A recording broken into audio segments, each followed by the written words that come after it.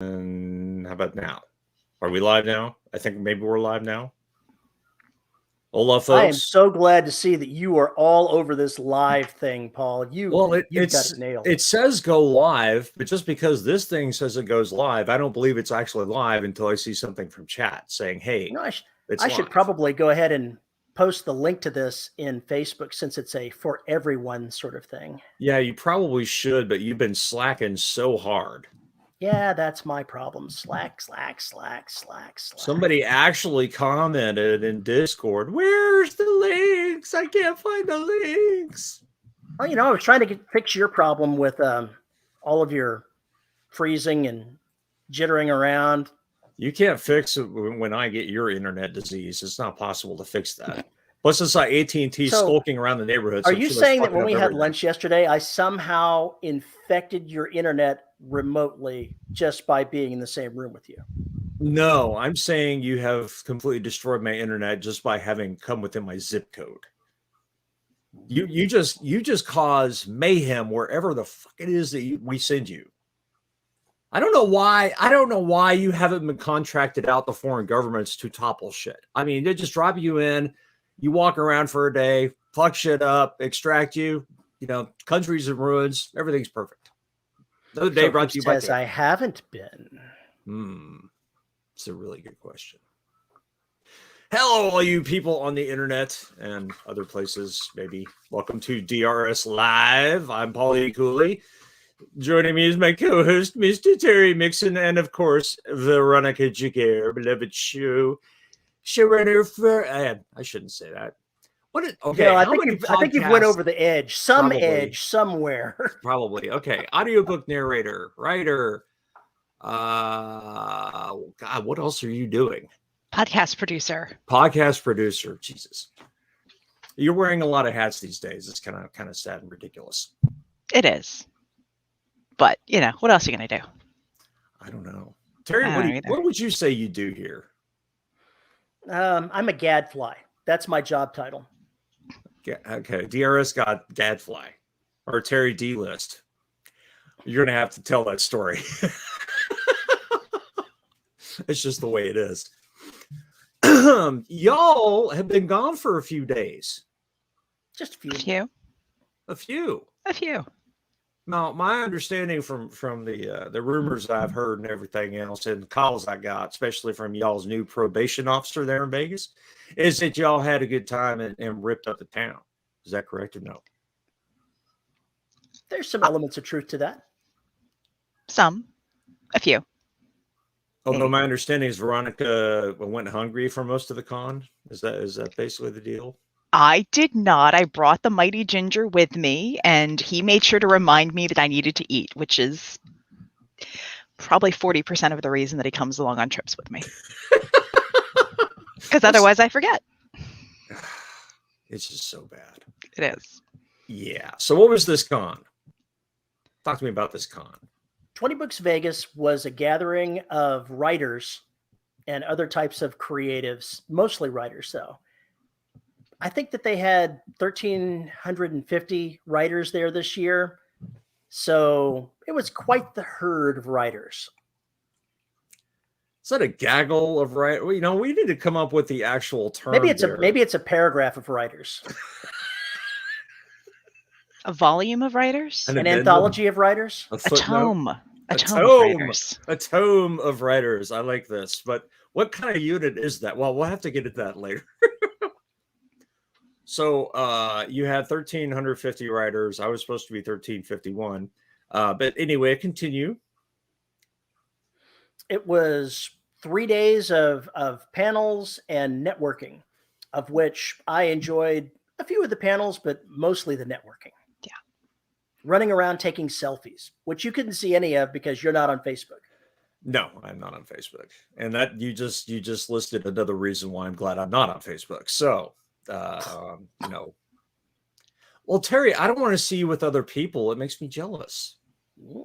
I got to see him. First I infect him and now he's jealous. This doesn't sound like a healthy relationship, man. This is complicated. So many opportunities to throw phrasing into this conversation is just ridiculous. I've been to 3 of these conferences before, and it's been a revelation going to the first one. And the ones after it have just, every time I go, my energy is off the charts when I come back. So I don't know exactly how to describe it. It's an event. An event. It's you finding your tribe. It is. Yeah, it's validating. I mean, I say that as someone who narrates first and writes second. And being there, I mean, Terry, you said it was 3 days. Technically, it was 5 days. I mean, for me, because the panels go from Tuesday to Thursday. Monday, they have an industry day, which essentially meant that people like me who provide services to writers could have tables, and writers and other folks who attended could come early and walk around. Loads of really good cover artists. Oh my gosh. Cat. Drink. So cover artists, people who had software that could be helpful to writers in various ways,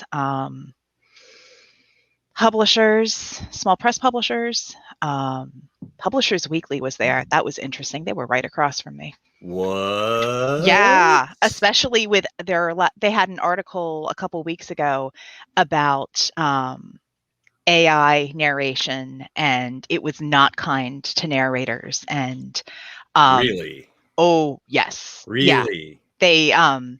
They the phrasing that they used put so audiobook narrators as talent, and talent was in quotes. So yeah, yeah. Did you tell them how you felt? No. I just had more I have more people at my table than they did. So whatever. What cock monkey wrote that? I don't know. And I'm gonna have to go look that shit up. That's you will. It's been big conversation in narrator circles. Just trying to get clickbait. That's just clickbait. Well, so I swear to Christ. They were across from me. But there were a bunch of people and services for authors to peruse. There were 2 narrator tables. So there was mine, and then Spectrum Audiobooks, which is a small press publisher. And they publish a lot of stuff, and they hire a lot of narrators. They were there. And I think I counted 7. There were less than 10 narrators there total. So a target-rich environment. Oh gosh, it was wonderful. It was, and I say that as somebody who often in both of these circles doesn't always feel like she quite belongs. The imposter syndrome is strong with this one. And just going there and setting up the table, and I worried for like 2 weeks. Oh my gosh, I'm gonna look like such, a poser. Nobody's gonna want to come by my table. Why are you even here? I'm gonna stand there. It's gonna be middle school all over again. And the doors open. Only drag out. I think I could spare 3 seconds to be with you before the crowd hustled me away. It was like, oh my gosh, I ran out of stacks of business cards. I only have 15 of my little postcard things. And there were some people who chatted just for, oh, well, I'm interested, but audiobooks aren't yet on, they're not in the immediate future. And, that's fine. You're investigating. Great. I'm here. I'm happy to ask questions. Answer questions and ask questions. But I did have a handful of people come up to me and say, oh, you do audiobooks. I lost my narrator. Would you consider picking up a series? Or, oh, I've wanted to do stuff. Oh, you do. I had so many people. Oh, you do Terry's books? Why, yes, I do. Oh, you do this person's books? Yes, I do. Oh, well, would you consider doing this one? Talk to me. So it was nice to be in that environment, because from my perspective, you were at a. Thanks, Matt. I realize that. Thanks. I'm going to go up and change. Excuse me. I'm going to go find a hoodie. Christ. Oh. And then Paul puts it on the screen. Paul puts it on the screen. Why, you stuck up, half-witted, scruffy-looking nerf herder. There we go. Save us, Obi-Wan Kenobi. You're our only hope. Yes, please turn off the goddamn... Okay, continue. Anyway, trail of thought back on rail. Crap. So it was very validating, and the group itself, people are there because they take their writing seriously, and it's not just they take the craft seriously, they take the business seriously. And you know, I can go to Balticon and I can have fun and I can hang out and I can learn stuff. It's not a business trip for me. No. And I'm not going to, you know, get a lot of work. I'm going to touch base with people for whom I've worked, and that's awesome.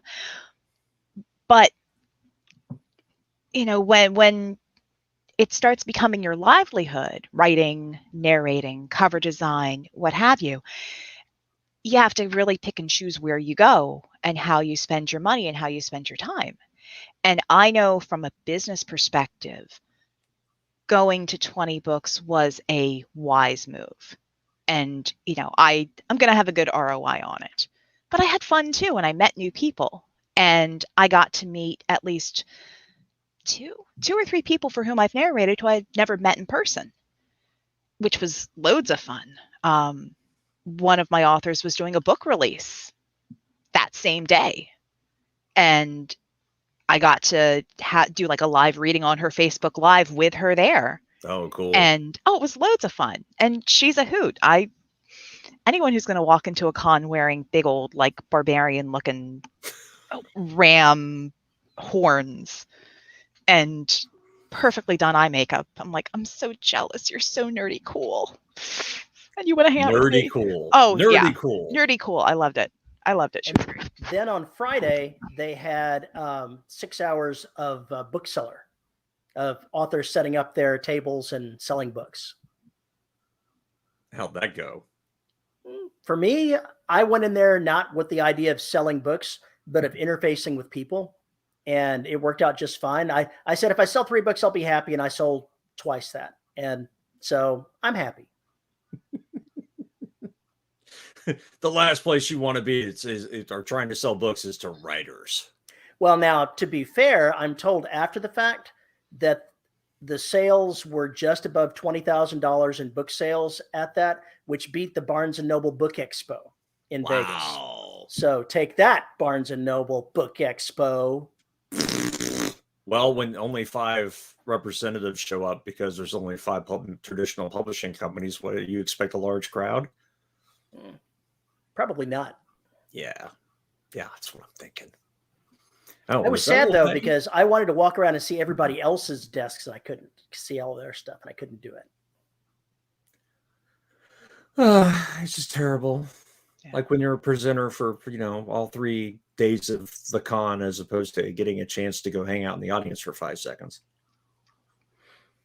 And that day was a miss in so many ways. I was going to go ahead and basically dive bomb Veronica's table, but she wasn't there. So I went running in front of her husband, with the whole run by with the arms out behind your back. And she wasn't there for it. No, I was wandering and talking to authors and trying to find people who I was, you need to meet this person. You need to meet this person.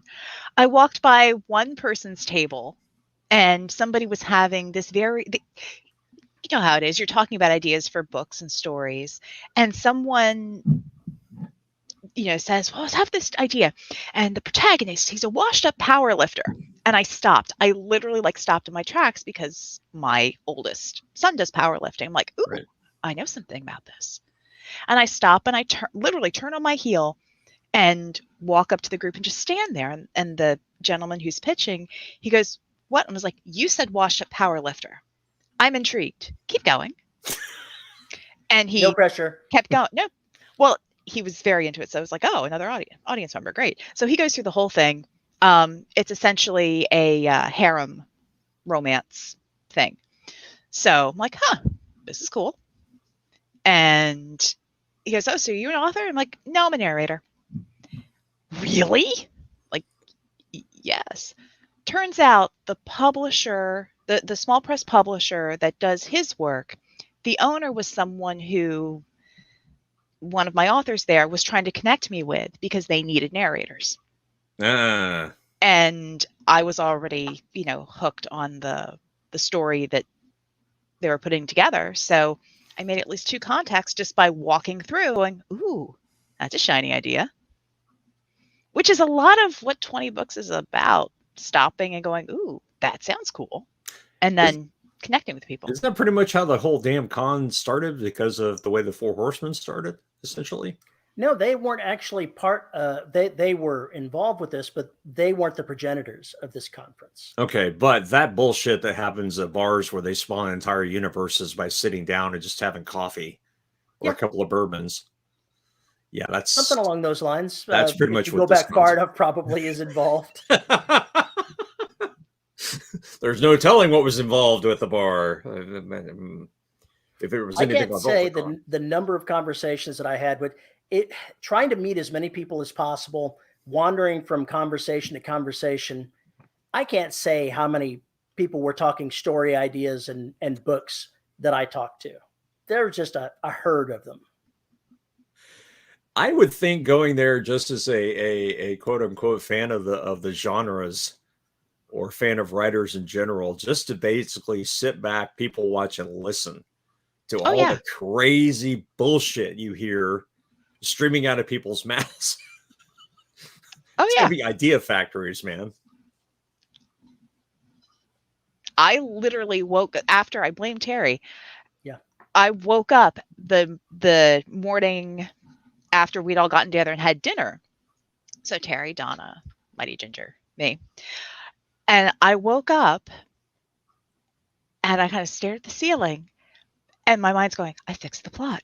I've had a story running through. It's like 7-8 years. I've been trying to write this story, get this world together and trying to figure out how to piece it. And I was like, what if I do this? Oh, that would work. And then this and this and this.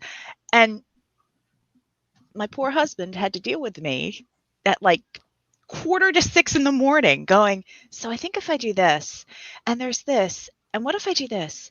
But then that would lead to this and this character and this character. I could do like, oh, yeah, why don't you get up and make coffee? Because coffee, French press, hotel room. Right. Like, yeah, I should totally get up and make coffee.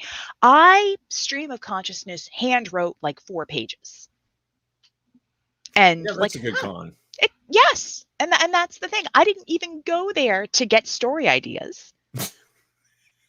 Who goes to a Balticon or any other con to get story ideas? You're going there to just do your going there to have fun. Yeah. Well, hopefully grab a couple of readers and generally make a menace of yourself and meet all the people that you know. Right. Yeah. But yeah, it was that sort of thing. And now I did do one thing extra. Terry looks like he's frozen. He is. Trying to hide behind the cat. There he goes. Okay. Now he's bounced back in. But the one thing I did do, because I am not, and now Paul froze. Jeez, it'll be my turn soon. The one thing I did that made it easier to interact was they had a group called the AV team, because all of the panels got recorded and put on YouTube. So I signed up and volunteered because at the end of the day, I can press a button and record. I do it every day. It's my job. So sure, I can go in and record a panel on an iPad. And so I signed up for a couple that I knew would be interesting. And I went in and recorded. But that meant I had to meet people. I had to introduce myself. And there was a core group of volunteers I got to switch off with. And it was an easy way to interact with people. Especially for someone who did one horribly awkward thing every single day at the con. Is it okay? All right. Is it Veronica awkward or awkward? I managed to trip over somebody's luggage one day and completely faceplant before the book fair started. Okay, that's just being a klutz. Continue.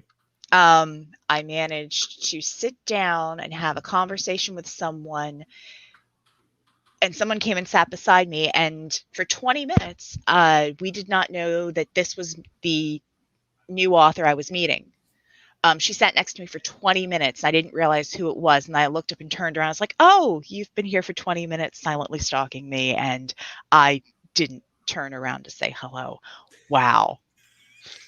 And the best part was she live commented it on her Facebook group. So all of her like advanced readers knew it.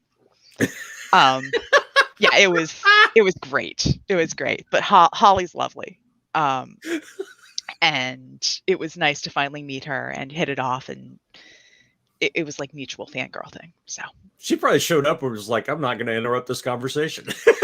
She showed up in like a, black fancy dinner gown and cute shoes, and I'm sitting there in like jeans and a sweater, and all I do is say the corner of my eye, I see this like, long black dress and really nice shoes, and I'm like, oh gosh, it's a pretty girl. Why are they sitting next to me? And then 20 minutes later, I go, oh, you were sitting here the entire time waiting for me to turn around. Great, thank you. So, yeah, you were working. That's pretty awkward. You were working. It's not the worst thing. You could have been talking shit about him, and have him show up next to you and go, "Oops." Yeah, that would have been bad. That would have been awkward. That's awkward. So basically, it was amazing how little.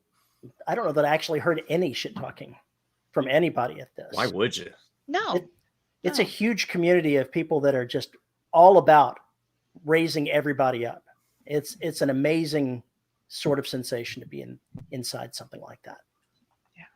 If you guys will excuse me, a couple minutes. My eldest just walked in the door. Powerlifter. I have to go be social and say hello. So back in a second. Okay. Lies. All right. I've removed her from the stream. She will never be back again. Yeah, that's what you say now. You'll let her back in as soon as she shows back up. Adios. Yeah, Dean asked about my shirt. So I was showing an image of my shirt. Okay, so yesterday's discussion at lunch was that this was going to be Thong Day. Terry was threatening that that today was going to be Thong Day, and he was going to bring out his best DRS themed thong. I have not seen DRS themed thongs. That's amazing. Why don't we sell these on a store somewhere? Because I have scruples. So I just sat there and I imagined that you had like this automated tie tack or tie thingy, only it just has thongs. So you're just like scrolling through. We'll just spin it around and see which random comes up, and there's the DRS thong. So what's on the front of this thong, and is it a thong or is it more like a sock? Well, if it's DRS and I'm wanting to get my robot off, I have to have a wrench for it. So there's a wrench in the front of the DRS thong. You literally asked for this. You literally asked for it. So is there some new thing I'm not aware of that I need to search Pornhub for, which is like how do you say, what's the slang for tightening the nuts to fit Terry's wrench? We need to come up with some kind of descriptor for that. That might need to be a new sex toy idea right there. Yes, but is Terry metric or imperial? What? We don't want to know. Yeah, that's what you guys came here for. Sweet zombie Jesus, as Dean says. So what you did, Paul, as soon as you kick Veronica out, she stops classing us up, and there we are, right down in the gutter. There we go. Tightening the wrench. Tightening the wrench. That is just amazing. Hi, V. Hi there. You just don't want to know what you missed. That's why I can go back and what chat says. Nothing strange happened. Everything was perfectly normal while you were gone. Fine. I've been listening to this show for entirely too long. Nothing is ever perfectly fine. Yeah, this is absolutely true. This is exactly why I'm on YouTube. This right here. Yeah, no, I'm. Yeah, you're good. Yeah, no, I'm currently now it's like I don't know if anybody can hear the commentary that's going on outside my office. Oh, good. Because yeah, he brings over 3 friends and he goes, yeah, I think I'm going to go get a shower now. And he's going to abandon his 3 friends who have now discovered all the baby pictures that are on the wall. So, oh no. That will never come back to haunt him. Oh no. Yeah, never. That'll never come back to haunt him. Nope. Not the, especially not all the pictures of him in various New England Patriots jerseys grinning. It'll be great. Mm-hmm. Yeah. So now that you missed, why did you, when she left, kick her out of the stream and then immediately jump into the taboo subject of which we shall not mention? Look, it wasn't a taboo subject. It was you brought it up yesterday.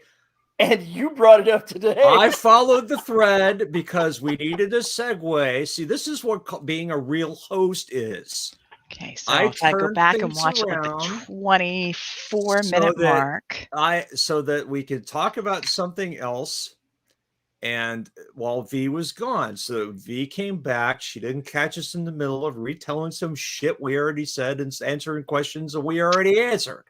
Oh, look, Sue's here, and she missed the entire segue. Ooh, go back. I think we need to go back and watch the 24-minute mark. It's so bad.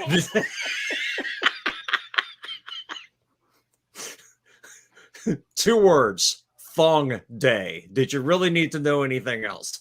That's all I'm going to say. You're going to leave her hanging with that?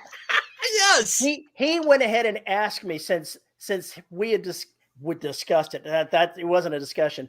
Since Thong Day on DRS was mentioned at lunch yesterday, he said, "So what exactly would a DRS thong look like? What did my DRS thong look like?" And my answer was, "It's got the picture. Since you've got to have, you got to get your robot on and off. You got to have a wrench on the front of it." And that was my answer. Things deteriorated quickly. And they deteriorated quickly from there. That's all you got to know. If you ever listen to the podcast, it may be one of your coffee spitting moments. We don't know for sure. I was amused. I was highly amused. Anyway. See, Terry, that's what a host does. We that's had what a he guest. Says. That's what a host does. A guest went off screen, and I jumped right to the thongs. Jumped right into something else while she was gone. And then now we're ready to come back. We went to our commercial. I'm not sure we're quite ready to come back from that. Is anyone ever ready to come back from robot thongs? No. In fact, you were told in the comments to leave. Run for your own safety. Clearly, I'm not smart enough. I'm back on the show. So yeah. Stu says, once again, there's a really good chance I just made a questionable decision. Now, that is something I think every one of our listeners and viewers actually says to themselves about 2 or 3 minutes in. I think that's actually perfect. And this is also bad, Tim. You could do better than this. You can so do better than this. So, to actually get back to what we were talking about, having been Can you once, fix that Veronica, steering, Terry? I thought what would you change going back next year? What would you do differently? What would I do differently? Mm-hmm. Gosh. If anything, I'm not saying you would. No, I think most of the stuff that I would do differently is purely like marketing cosmetic. I mean, before like Friday was done, Mark, whatever. I can't just keep saying Mighty Ginger. It sounds ridiculous. Mark. Oh my God, he's taking his clothes off. Oh my God. Oh no, we started with robot thongs and now we're here. Robot strippers. Oh my God.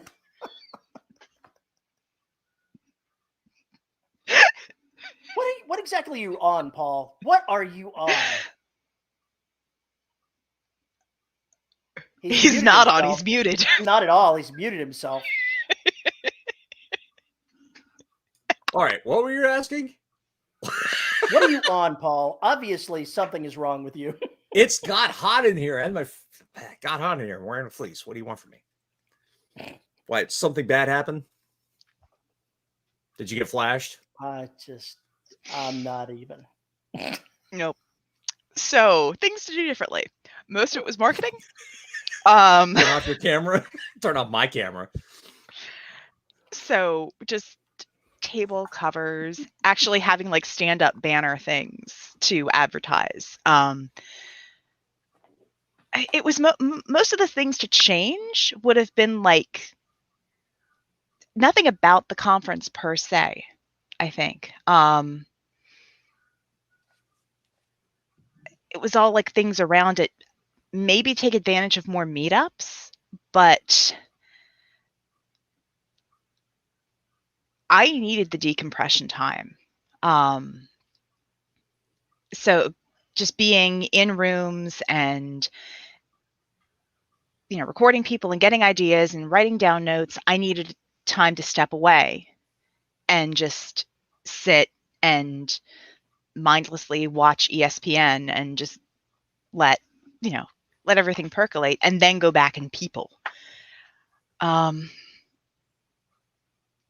think for me, being there from Sunday to Saturday was perfect. It was enough time to get in and get stuff organized and then have enough time to decompress so I didn't feel like I was missing anything. Really just work on being a little more not outgoing, but that's kind of the wrong word. Just finding more reasons to talk to people or ways to connect. Because for me, that's something I struggle with. I definitely volunteer again. Oh, that's something I definitely struggle with too. But I found it was really easy. I'd go, there was a larger room, kind of was where people checked in, but there were a bunch of tabletops where people could bring their coffee or drinks and just stand around and talk. And there were plenty of times where I would, stand there, I'd have my coffee, I'd have a notebook open, I'd be making some notes. And the mentality of the convention is just people just come up and talk. Hey, what are you doing? Hey, can I set my coffee here? What are you doing? What do you write? What next panel are you going to? Is there something you're looking forward to?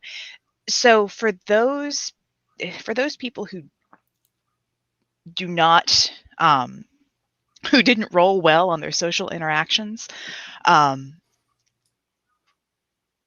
this convention is full of them. And so, you kind of acknowledge that. And once that's out in the open, it's okay to go, hi, I'm awkward, but clearly we're all awkward together. So, hey, I'm trying.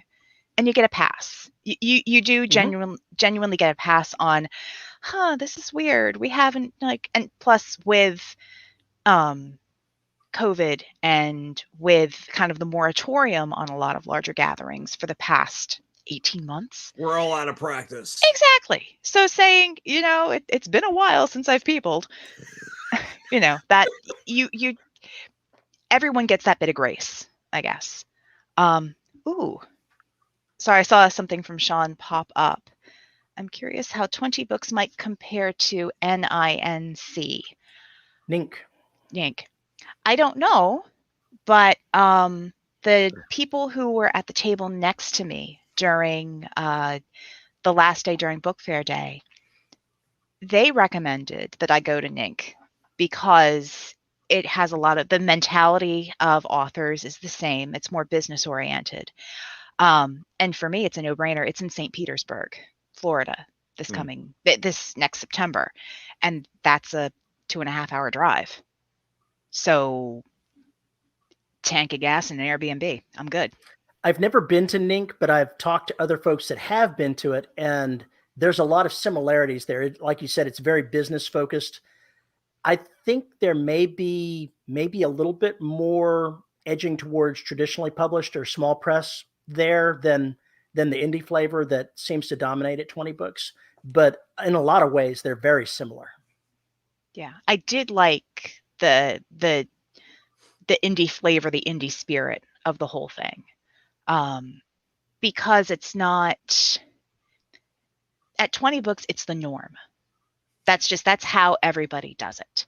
And to not do it, or to have some things traditionally published or some things published with a small press, and then to have your indie stuff, that's like your 20 books hybrid.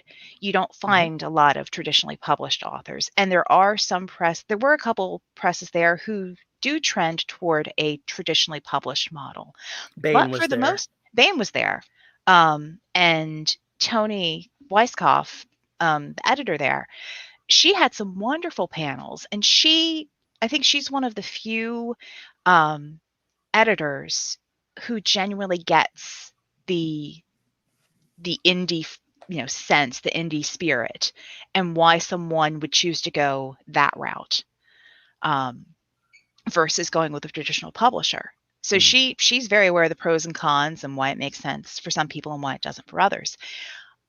Other publishers who were there, I think it may have been their first 20 books, they didn't.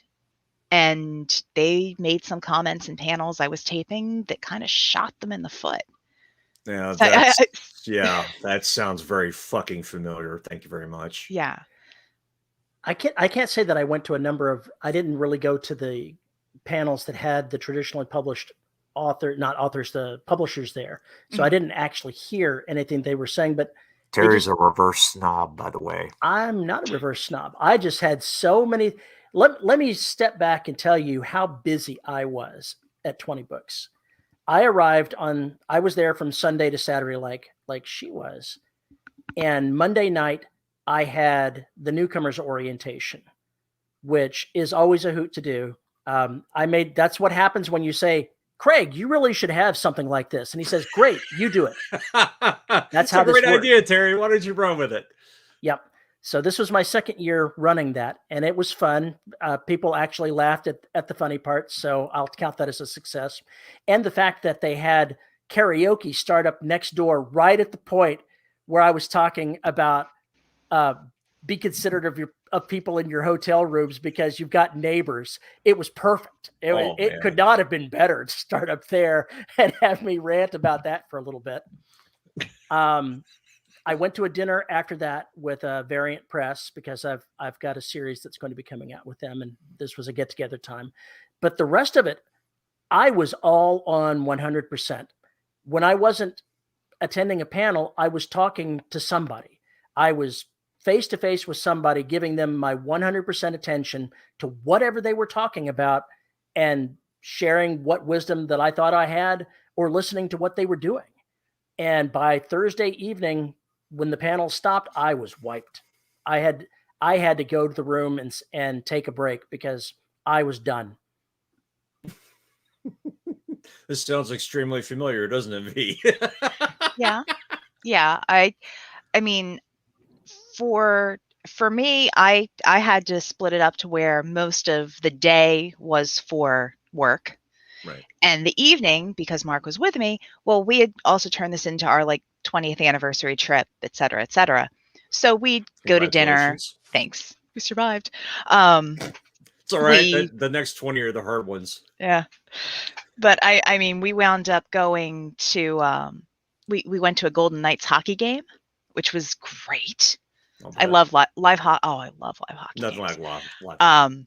So we got to see them play. And then the last night I went to the RuPaul's Drag Race review, which was so good. Oh, it was so good. It was so good. So pretty. Okay. I like pretty things. I got to watch pretty people on stage. I'm not yucking your yum. I'm not here to yuck your yum. I know. Okay. But yeah, have you ever watched RuPaul's Drag Race, Paul? No. You're missing out if you haven't. There's so much drama, and I mean, I watch it for the costuming and the makeup, and there's drama, and some of the other stuff I watch for the accents. I can watch the UK version and pick up all the little nifty dialect bits. Well, there is something to be said for that, because if I have a British character, I will go channel something with that accent I'm trying to grab. Of course, I try not to do them because I'm horrible at them. I totally want to see the staff and folks at RuPaul's Drag Race be kidnapped by aliens in a space opera, because that would be hysterically funny to watch space opera with drag queens. No, the aliens grab the drag queens so they can design their new uniforms.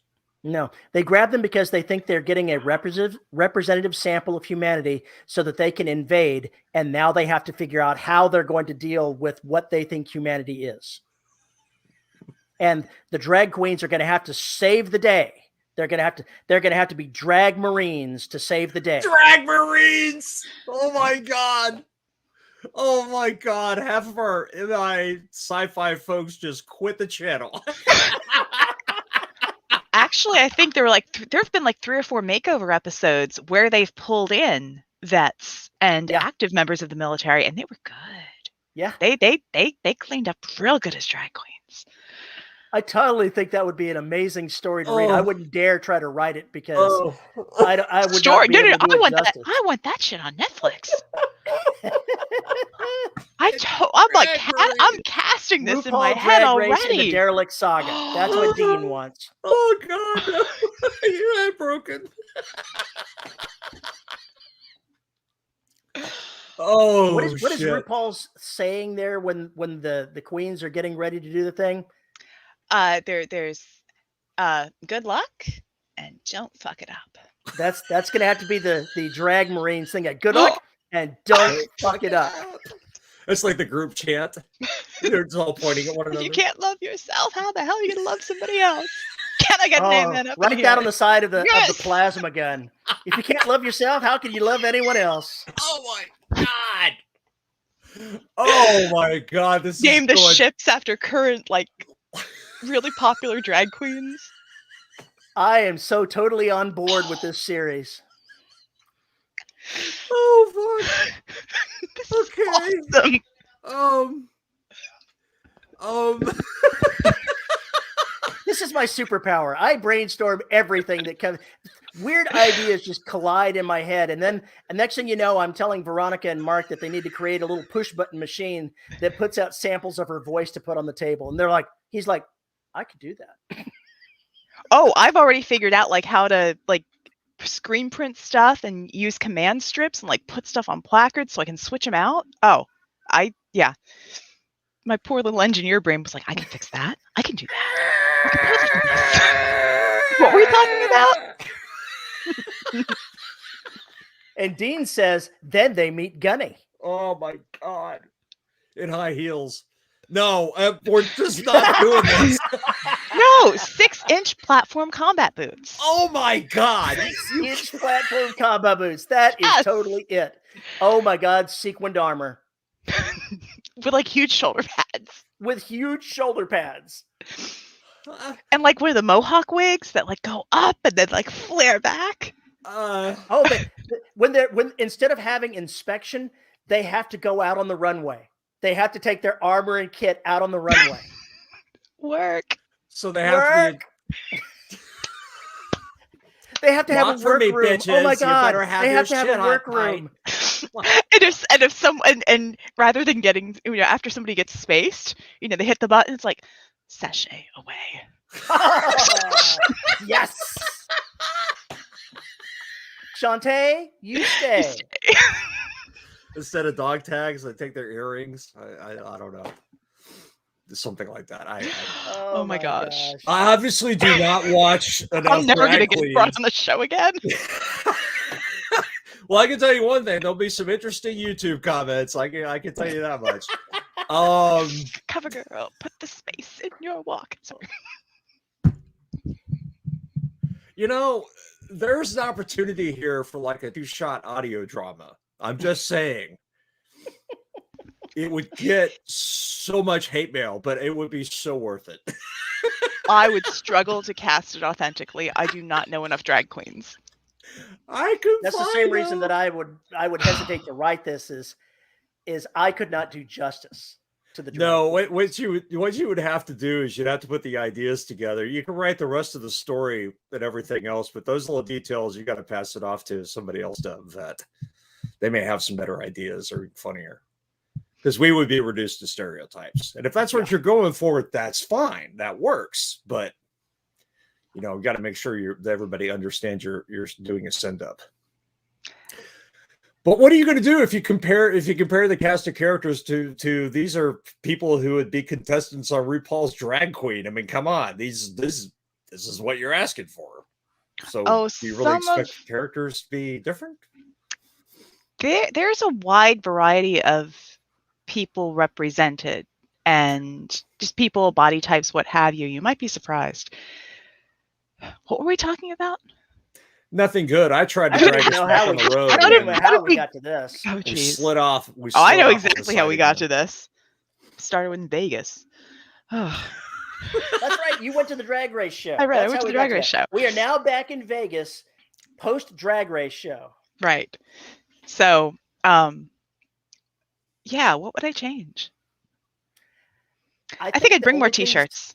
Yeah, I'd bring enough T-shirts. I would only change things around the edges myself because I wouldn't change the networking part of what I was doing.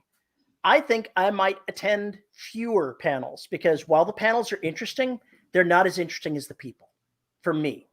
And one thing to remember about 20 Books is this is everybody from the beginners to the pros. Mm-hmm. Everybody's there. Mm-hmm. And there's a lot to be gained from the panels for folks that are at the introductory stages of their careers. And I'm not poo-pooing those at all. You need that kind of information in order to at least realize, hey, there's something I don't know. There's something I need to be thinking about. Mm-hmm. But at the stage of the career that I'm at, I'm much more interested in talking to other writers and hearing what they're doing, hearing what their ideas are, totally train wrecking their plot lines for the next 3 days by making drag queen suggestions. That is your hobby. You're just like, oh, I hear somebody giving a story idea. Let me fuck that shit up. Yeah, pretty much. That's what I do. The other thing that I would do, I think, is I don't think next year I'll be selling books. I think I'd much rather spend the time walking around and seeing what everybody else is doing. Yeah, I think I understand the desire to have a book fair, but I wonder with all those sales, how many books were sold to other attendees versus how many people, actually came to Vegas for a book fair. I sold 2 books, my Imperial Marines books, to a Marine veteran that just happened to be at the casino and heard that there was a sale. And he wandered in. That's the only one. All the other sales were to other attendees.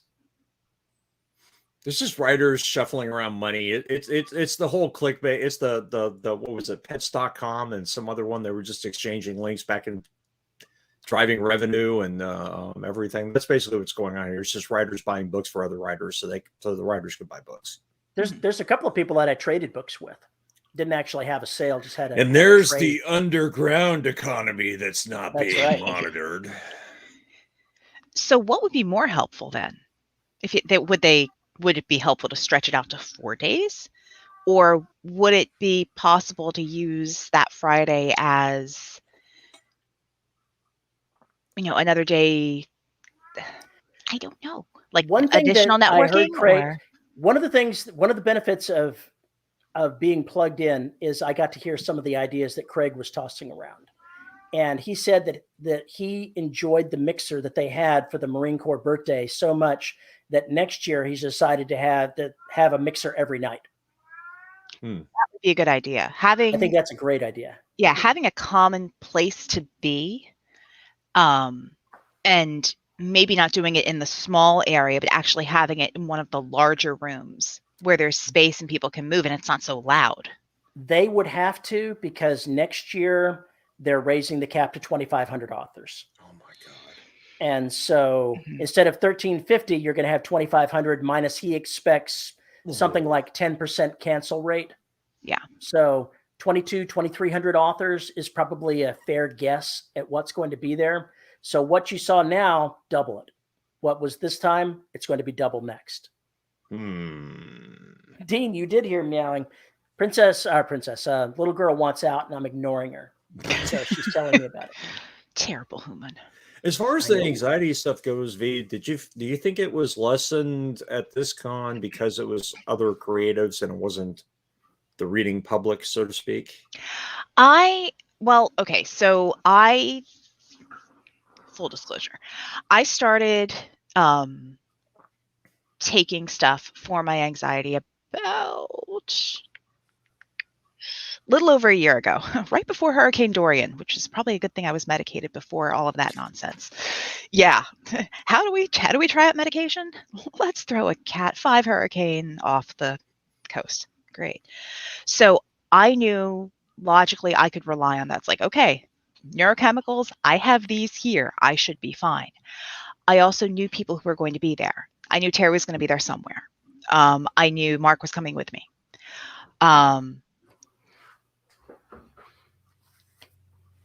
It was, once I got through industry day, once I got through proof that I belonged,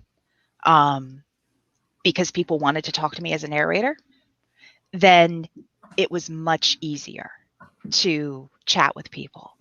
What Terry said about people being there from like beginners to seasoned pros, not having published one book to having published 20 or 40 or 100. 50, whatever. Yeah, there's no pretentiousness. Absolutely none. Everything is on a very level ground.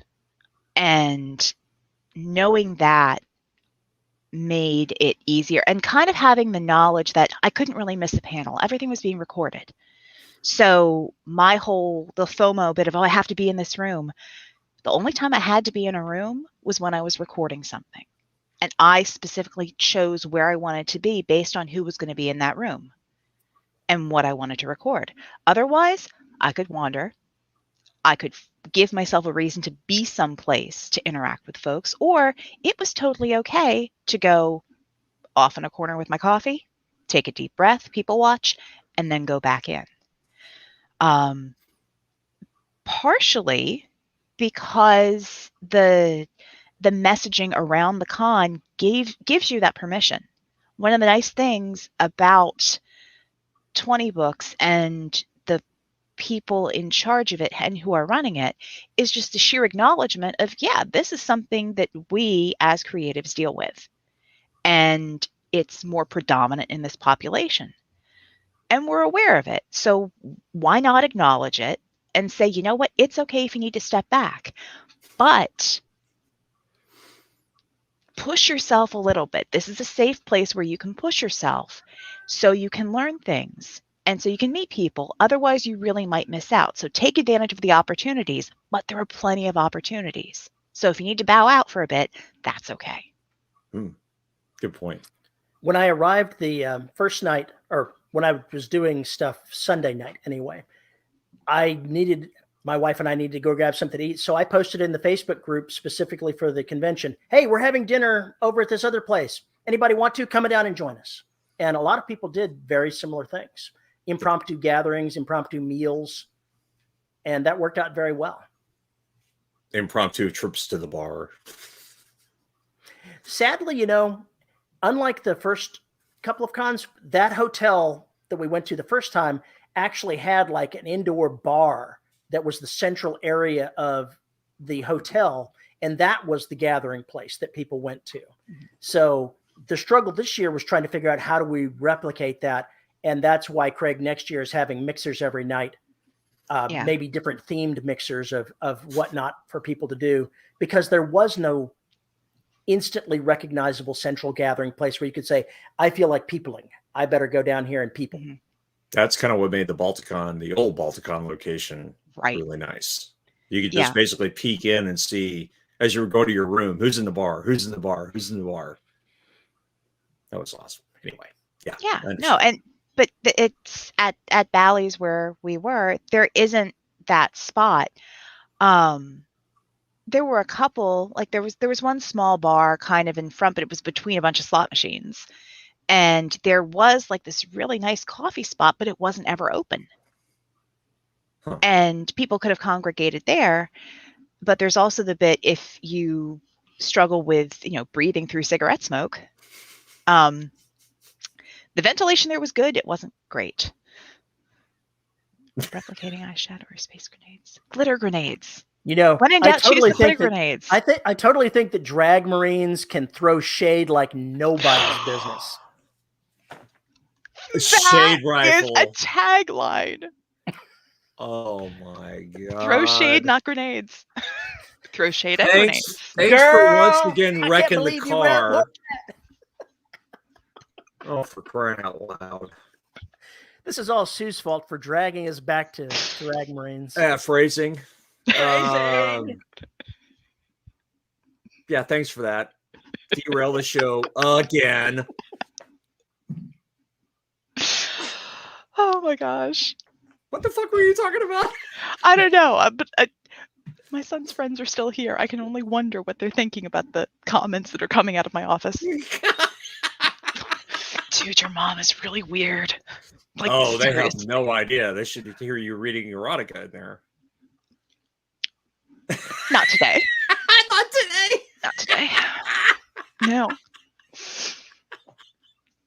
Oh shit! Think of the scars from the glitter guns. Oh my god! Glitter bomb. You know, it's bad enough that you keep dragging us back. They want to keep dragging us back too. This is almost like freaking. That's the way our audience is. When we get out of the pit, they want to drag us back. Oh no, there's no getting out of the pit. Once we fall in there, it's over. It's completely over. It is. I think that does make a difference in how that con is, though, because I was just thinking about that. I'm much more confident if I'm talking with other writers than I am around readers. I don't know why, but I just there's less expectation, less having to put on a face. Less having to be, force yourself to be high energy and everything else when you just want to be you. There's kind of a different element there. The people at the con didn't want to see your public persona. They wanted to talk to you. Exactly. That would make a big difference. That would make a big difference. There's the big difference between and if you're obviously avoiding people, they'll give you space for the most part. Some people may lack the social cues to know I'm in a private conversation. So sometimes it may not work out, but mostly it does. And then there's Terry. If he sees you standing at the side and looking lost, he'll do the worst thing he could possibly do. He'll offer to help. And I did. They may never recover. No, they probably won't. They probably won't. Yeah. So while you guys were at $20, something happened. Uh-oh. What happened? Spotify. Oh, we heard about that. Oh, yes. That was, I remember where I was and who I was talking to. I heard about it. Did you hear? Via email. Okay. No, I heard it next to the coffee urns. So for those of you, oh my God, it sounds like such a. Where else would I be? Like a con is office space? Is that it just suddenly got so catty. Can you believe the nerve? While I was getting coffee? So, in case you didn't know, Spotify has purchased Find the Way Voices, which pisses me off no fucking end because I just switched to them for the Trident. And Find a Way Voices is basically an alternative to ACX. It's kind of like a book funnel for audiobooks, but they get you into all the stores and everything else, as opposed to having to do it through all through Amazon and being exclusive. So I'm pissed because I liked everything about them, and now Spotify has purchased them. The man now owns you. Fuck off, Terry. So I asked Terry, was there some angst going on? Was there a little angsty things going on among the audiobook narrators and everything else? You would else totally have to ask V that, because I didn't find out about it until after everything was all over. To be fair, most narrators I know are more upset about the whole trend with AI voicing audiobooks and publishers pretty much sampling voices to create AI voices. One of the big things now is making sure that if we go and sign with big or small audiobook publishers, that there's a clause in the contracts that says you're not going to use my voice to create your robot. And some people have been burned with that. some people have been, there are a few people who do, there are a few groups that do publishing for the big four. Is it four? It's 4 or 5. I don't remember. It's about to be 3. Yeah, for the bigger ones. And they're like, yeah, don't call us. We don't want to work with you. Take me off your roster. There have been some people who have been concerned about renewing memberships with larger organizations because of their stance on AI and AI voices.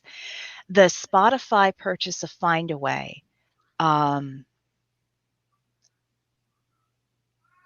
of the people I know who wear both the narrator and publisher hats aren't upset about it because wider distribution, new audience, new people exposed to audiobooks.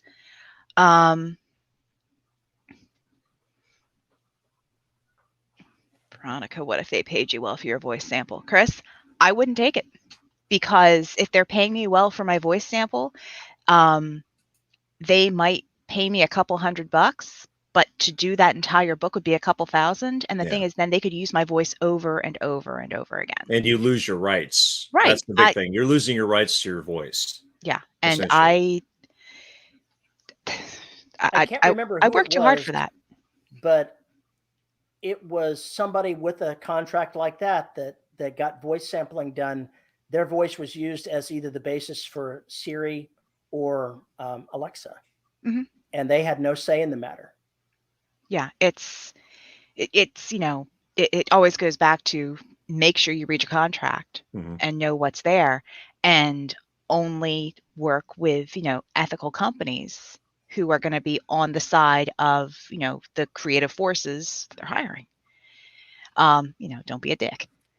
Sadly, unfortunately, companies change, and the advice I heard early on in the beginning of becoming a writer was always look at a contract as though somebody you detest is going to be running it, because even if you sign with somebody that's ethical, people die and other people inherit those contracts. Yep. And with smaller companies, someone's going to buy them out. Yes. Look at Disney. Yeah, the way Disney is treating its acquired authors now is trash. The mouse needs to die. It's just the way it is. The mouse needs to die, but so does the Amazonosaurus. So I won't even get started on that. Anyway, the AI thing is more than a little bothersome. But I still think it's kind of years away from being able to get the inflection and phrasing and all of that in there. But people will still use it. They will. That's the concern, because people will still say, well, one of the arguments is that you don't need to act nonfiction. Nonfiction, you don't need to act it. Bullshit. Yeah, because we can all remember the comparatively good videos you had to watch in school that had decent narration, and then the really lousy ones where it was clearly someone just putting in their time on a script, and there was no attempt to have any energy, any inflection, find the phrasing points. Exactly. It's two very, very different skill sets. Yes. Talking is one thing, having a good voice is one thing, but knowing how to actually read, how to where to put in those pauses, where to put in the inflections, that's skill, that's learned. And that's not something you can teach, I don't think. A few years ago, I was using voice translation software to read back what I wrote so that I could hear it actually spoken as part of my editing process. I've since stopped doing that, but I did it for a while. And even back then, it was somewhat bearable. So it's scary where computers are going.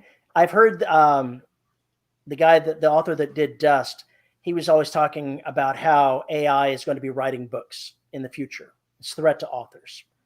And I suspect it's actually more of a threat to narrators, because they're focusing a lot more attention on that than they are on actual trying to have AIs write books. Right. I mean, a good analogy that I can come up with is chocolate. So if you've never had good chocolate. You don't, no, seriously, if Yes, you've never had no, good you're right. chocolate, You're right. you know, you'll glom on to like your bargain bin dollar store, really crummy Easter chocolate, but you'll think that's okay because that's the only thing you've ever been exposed to. You're like, oh no, this is fine. This is good. But then, you know, somewhere along the line, you hit up like the Ghirardelli dark with almonds, or you get the Toblerone, you get the really good, you get the Milka bars, you get the good stuff. And then you're like, oh, this is what it's supposed to taste like. This is what chocolate is. Dollar store is for pros. Yeah. And so you can't go back to the gross waxy stuff because you know it's not real. It doesn't evoke the same, you know, taste and sensation. If you have someone who's only ever exposed to AI narration, that becomes their norm, they'll put up with it. But knowing that the good stuff is out there, and the good stuff is going to communicate not just the words, but you know, the feeling, the undercurrent emotion that goes into a book. You know, I think right now, that's a ways off. Says that they don't allow AI narration. It's a real fear at some point that conglomerate Amazon will change their mind at some point. This is why I think it's extremely important for narrators to be kind of like what V is doing, marketing herself so that people who read her audiobooks or have heard her narrate audiobooks are like, oh, well, I'll go take a chance on this book because she's narrating it. Right. So even if it's just an okay story, at least the performance is going to be good. Right. And yeah, and that's the thing. You're with finding a narrator, you're not necessarily just finding a voice. You're finding someone who can help bring that story to life. That if you're an independent author and you're hiring out, because that's, unless you're doing royalty share, it's a work for hire thing. Yeah. You own all the rights. You can distribute wherever you want. And for indie authors who want to maintain that control, that's where you want to go. Sure, you can find smaller press publishers that'll do all of the production and casting, and you wind up with all the files later. But like I told a lot of authors I ran into, it's like you can coordinate with an independent narrator yourself. And then you can still have your audio files and you can distribute as you see fit. Yeah, there's no reason to use ACX or Find a Way if you can deal directly. Correct. With the narrators. If there's no royalty initiative there, if there's no one to have to keep track of the money, to be able to exchange cash, and that's it. It's done. Right. So it's when folks are hiring a narrator, you're not just hiring somebody to read the story. You're hiring someone to work with. You're hiring someone to trust, bring your story to life. You're hiring someone to help with the marketing. Mm-hmm. There are plenty of narrators out there who, market their own books, market their performance. Right. Yeah. Yeah. And that is an important distinction, and that does make a really big difference. That's why I'm not really so worried. I think that the backfire from that's going to be pretty huge, because let me put it to you this way. Do you think there's ever going to be a day when the cinema unions and the TV unions and everything else allow the motherfuckers to basically replace them all with AIs and CGI? Think that's ever going to happen? Do you think the public would ever let that happen? Probably not. Not in our lifetime. Not in our lifetime. I'm going to have the differential view here. Oh, Christ. If the technology gets good enough and the industry, like the film industry, decides that they can cut the entire industry loose of voice narrators, I think they would do it because they would see the dollars and cents of it, because that's how they do business. When they get to a point where they think, oh, this is good enough, let's go ahead and just cut everybody loose. Do I think they'd do it? I do think they would do it. I think they would do it. I think it's going to be a ways off before they can get away with it. But I also think that the growing popularity of three old school podcasters here, the renewed popularity of podcast fiction. Where the fuck were you people 14 years ago? and new places to put the stuff out like YouTube, Spotify, and all these other things where we're getting away from just being on iPhones, where it's getting more inclusive and it's crossing more media markets. I think it's going to make it more impossible because people are not going to accept the artificial stuff because there's so much good stuff out there that's being professionally produced or pretty close to it. And there's some just fantastic productions going on as far as audiobook readings or audio dramas that are going on. They're indistinguishable from a real Hollywood production. That's why Spotify just signed that humongous contract with James Cameron. They're basically hired Bad Robot Productions to do audio productions, audio dramas, and whatnot. So Spotify is pretty serious about this. What do you think? Why do you think that Spotify picked up Findaway Voices? What do you think the attraction was? Stick it right to Bezos up his sphincter. Really? You think that was their direct intention? No, I don't. I think basically what they see is the market fragmenting and they want to jump in on the fragmentation. It's also, I'll get there in a second. Just hang on a second.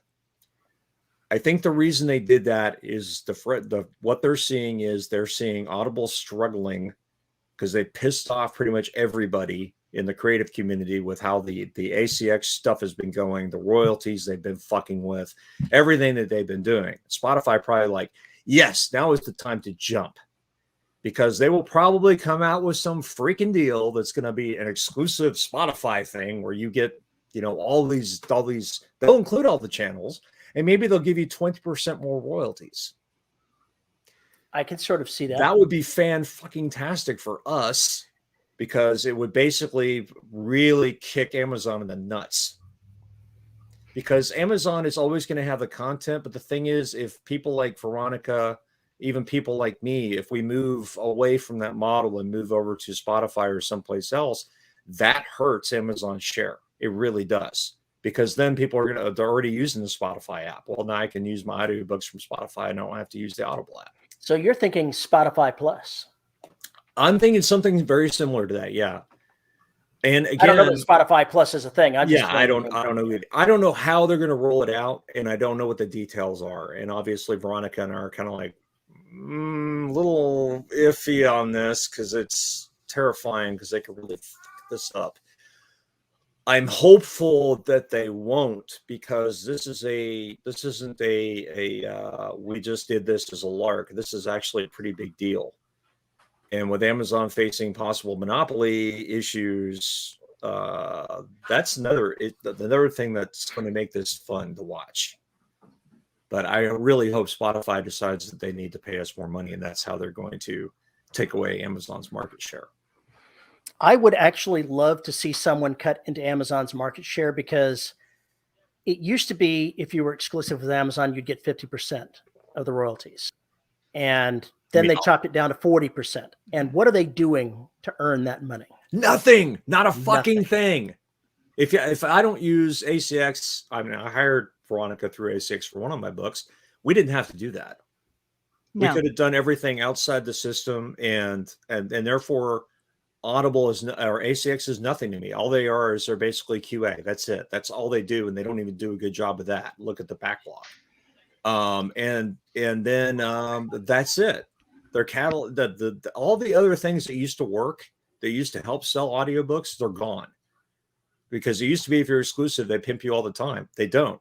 They don't let you set the prices of your audiobooks. They dropped the black down to $9.99 as an Audible exclusive. Tell me about it? No. Am I going to get more money? No. Am I going to get a bigger percentage? No. They just changed the fucking price and I got to deal with it. It's ridiculous. And it's been ridiculous. It has been a very ironclad and iron-fisted approach to doing things. And it's just, fuck these guys. I'm just done. I'm fucking done. There's actually an interesting parallel to that happened at the show. Vellum is rolling out a new version of their production software. It comes out in a week or so. But there was a group there that was pitching an alternative for Vellum, which now I'm struggling to remember its name. It started with an A. Atticus. Atticus. And they were pitching all of the things that Atticus either could do or would very shortly be able to do that Vellum hasn't done in years of having the software. That they're obviously intending to undercut everything that Vellum is doing and make it available so it can be used on a Mac or any other software platform because it's web-based, it's cloud-based. And I think the Vellum 3.0 is probably a response to them, but I'm not sure how effective it's going to be because they're now let a competitor get all of the things that they're going to be doing and add a whole bunch of things that are very interesting at a lower price.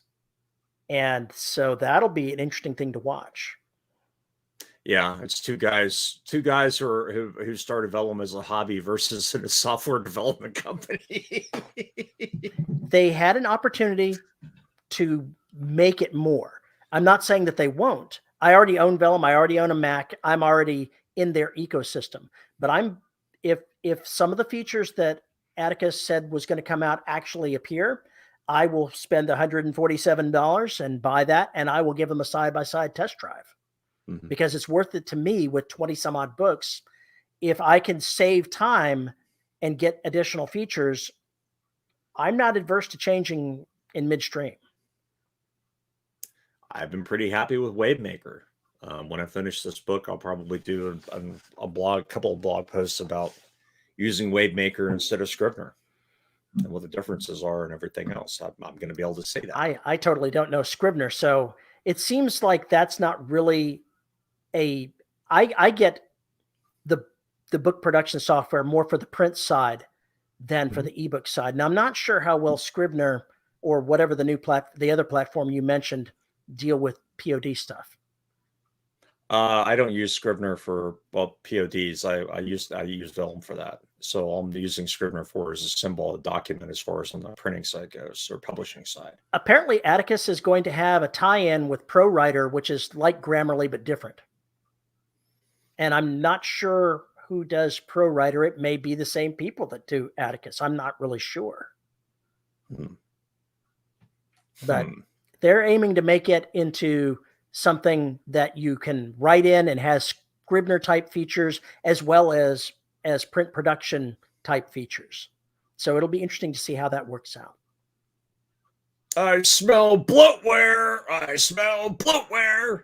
You know, you're just a critic. You're just a software snob. I'm a software snob. No, I'm a fucking software developer. I see the train wreck coming long before you ever do. I see the rails they're putting down and going, yeah, that's going to hit. This is not going to work out well. Never had to use the software as long as it continues to work.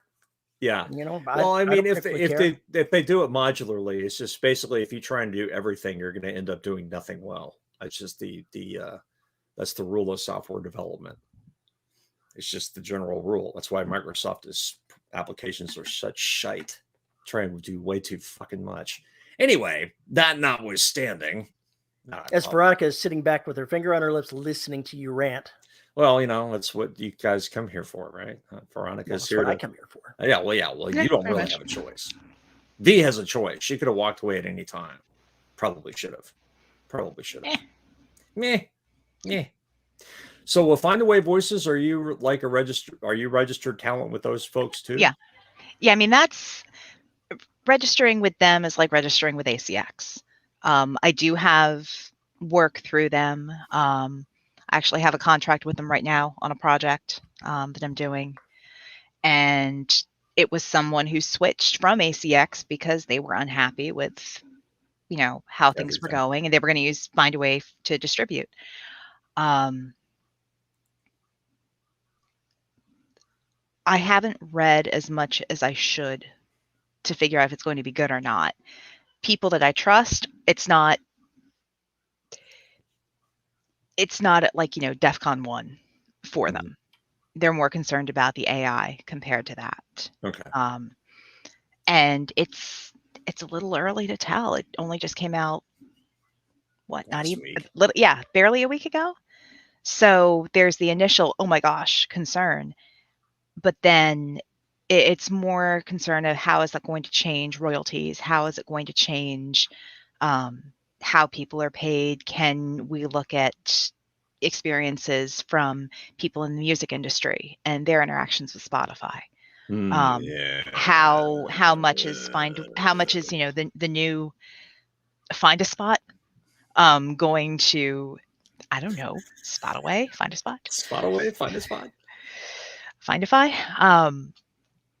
How much are they going to mirror their new business practices after what Spotify has established? I don't think I think you always benefit from having a new audience and a new captive audience that's used to another platform. So you can always find more people. Captive audience. We're already paying for this shit. Well, and that's the thing. You're already paying for it, or you're already so used to using it. Right, like exactly. People, I don't want to learn a new software platform. I don't want to learn a new interface. If the reward outweighs the risk, I'm gonna stick with what I know and what I already have loaded onto the computer.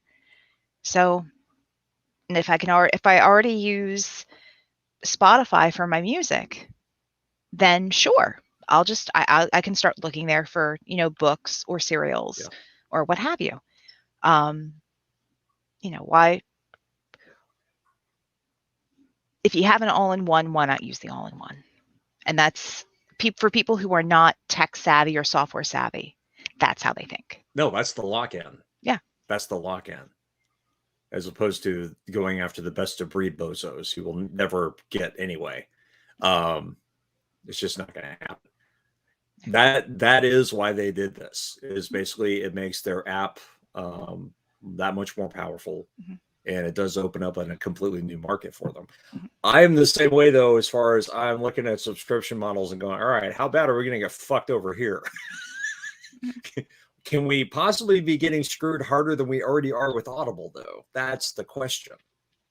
Amazon certainly thinks so. Fuckers. Pray I do not alter this further. Yeah, no shit. That's... Yeah, being in business with Amazon is pretty much doing a deal with Darth Vader. The deal just keeps changing and it keeps getting worse. Yeah. Contract subject to change at whim. Lovely. Audible already has something they call Audible Plus, where you get some things you can download just for being an Audible member. Yeah. Yes. And I have no idea how that works. I imagine they have to pay those folks something.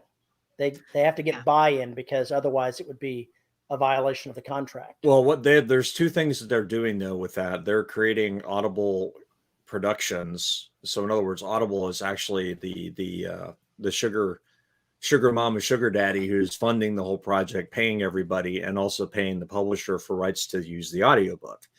And then those are Audible exclusives. Right. That's not quite the same thing. But those also come in as free for the Audible members. And that's part of what they do. But if they feature your book in that area as an exclusive, I'm not sure how that works, because it's never happened for me. So at least to my knowledge. Yeah, I'm not sure either. I know I've auditioned for stuff with Audible Studios. Didn't get cast, darn it. But it's they do hire narrators to to do stuff in-house. But with Audible Plus, I mean, I know it's there in my subscription. I've never picked up anything from it. I don't think I have.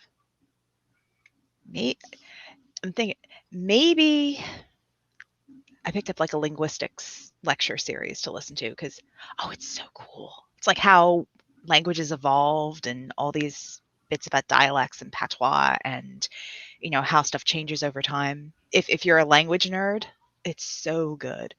If you want to listen to Lit RPG, they have the Cradle series that is part of that. I purchased them before they became part of that, so I didn't actually pursue it through the Audible Plus, but it's there, and it's a huge series. Who narrates that? No telling. It was a big name male author. I can't remember what his name is. I unfortunately don't know a lot of authors by name, a lot of narrators by name. I don't either. Oh, Cradle's no longer on Audible Plus. Oh, is it no longer there? That's It was what there Tony for a says. while. That's what Tony says.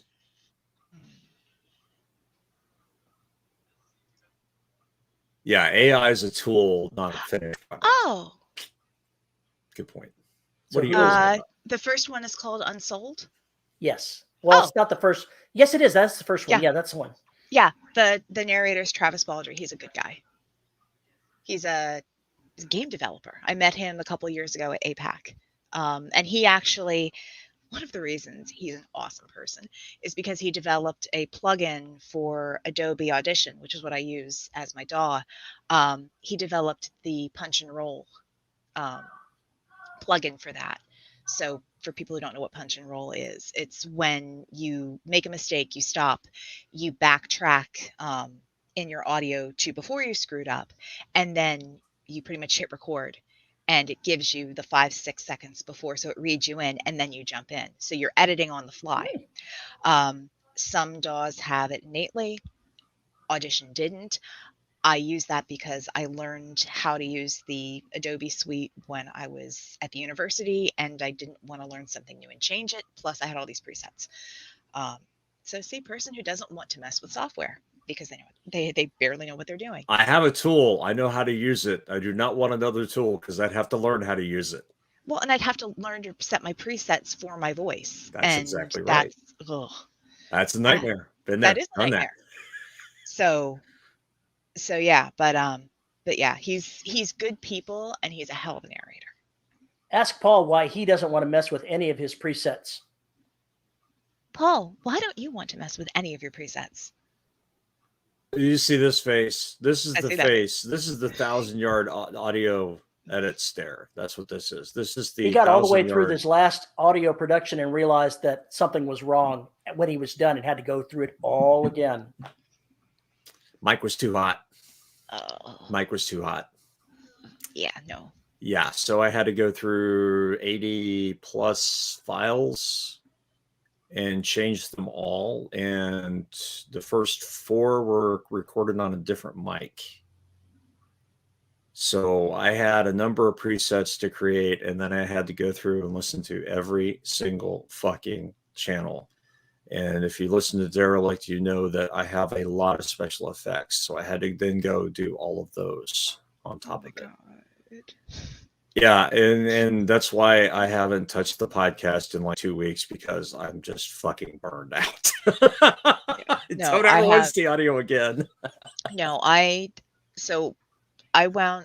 been producing the podcast for the Dark magazine for about a year now. And I have presets in there because I have to do all the post-production myself, but you're generally only on like 30, 40 minutes of audio. Mm-hmm. And that's way easier than 30 or 40 hours of audio. Yes. That we outsource because I'm good enough for an hour. I'm not good enough for a whole book. I refuse. I just can't. Nobody needs to hear me yell that much. Oh. As Veronica gets on a roll, starts dropping the F-bombs. Oh. Hey, I worked as a Navy contractor and I did theater. I know all the good words. You know something you probably haven't heard before. No. I've pretty much heard them all. No, he's heard everything. Theater people were inventive too. As the word cockwaffle comes into Paul's mind for no reason. Yeah, but that's not the word. It's the other one. The other one. Yes. It's the other C word that's a yeah. That's the one. I wasn't going to go there. I was going to let that just kind of fly. Uh-huh. And for Dean, I'll just say Fanny. Oh, there we go. This is a good question.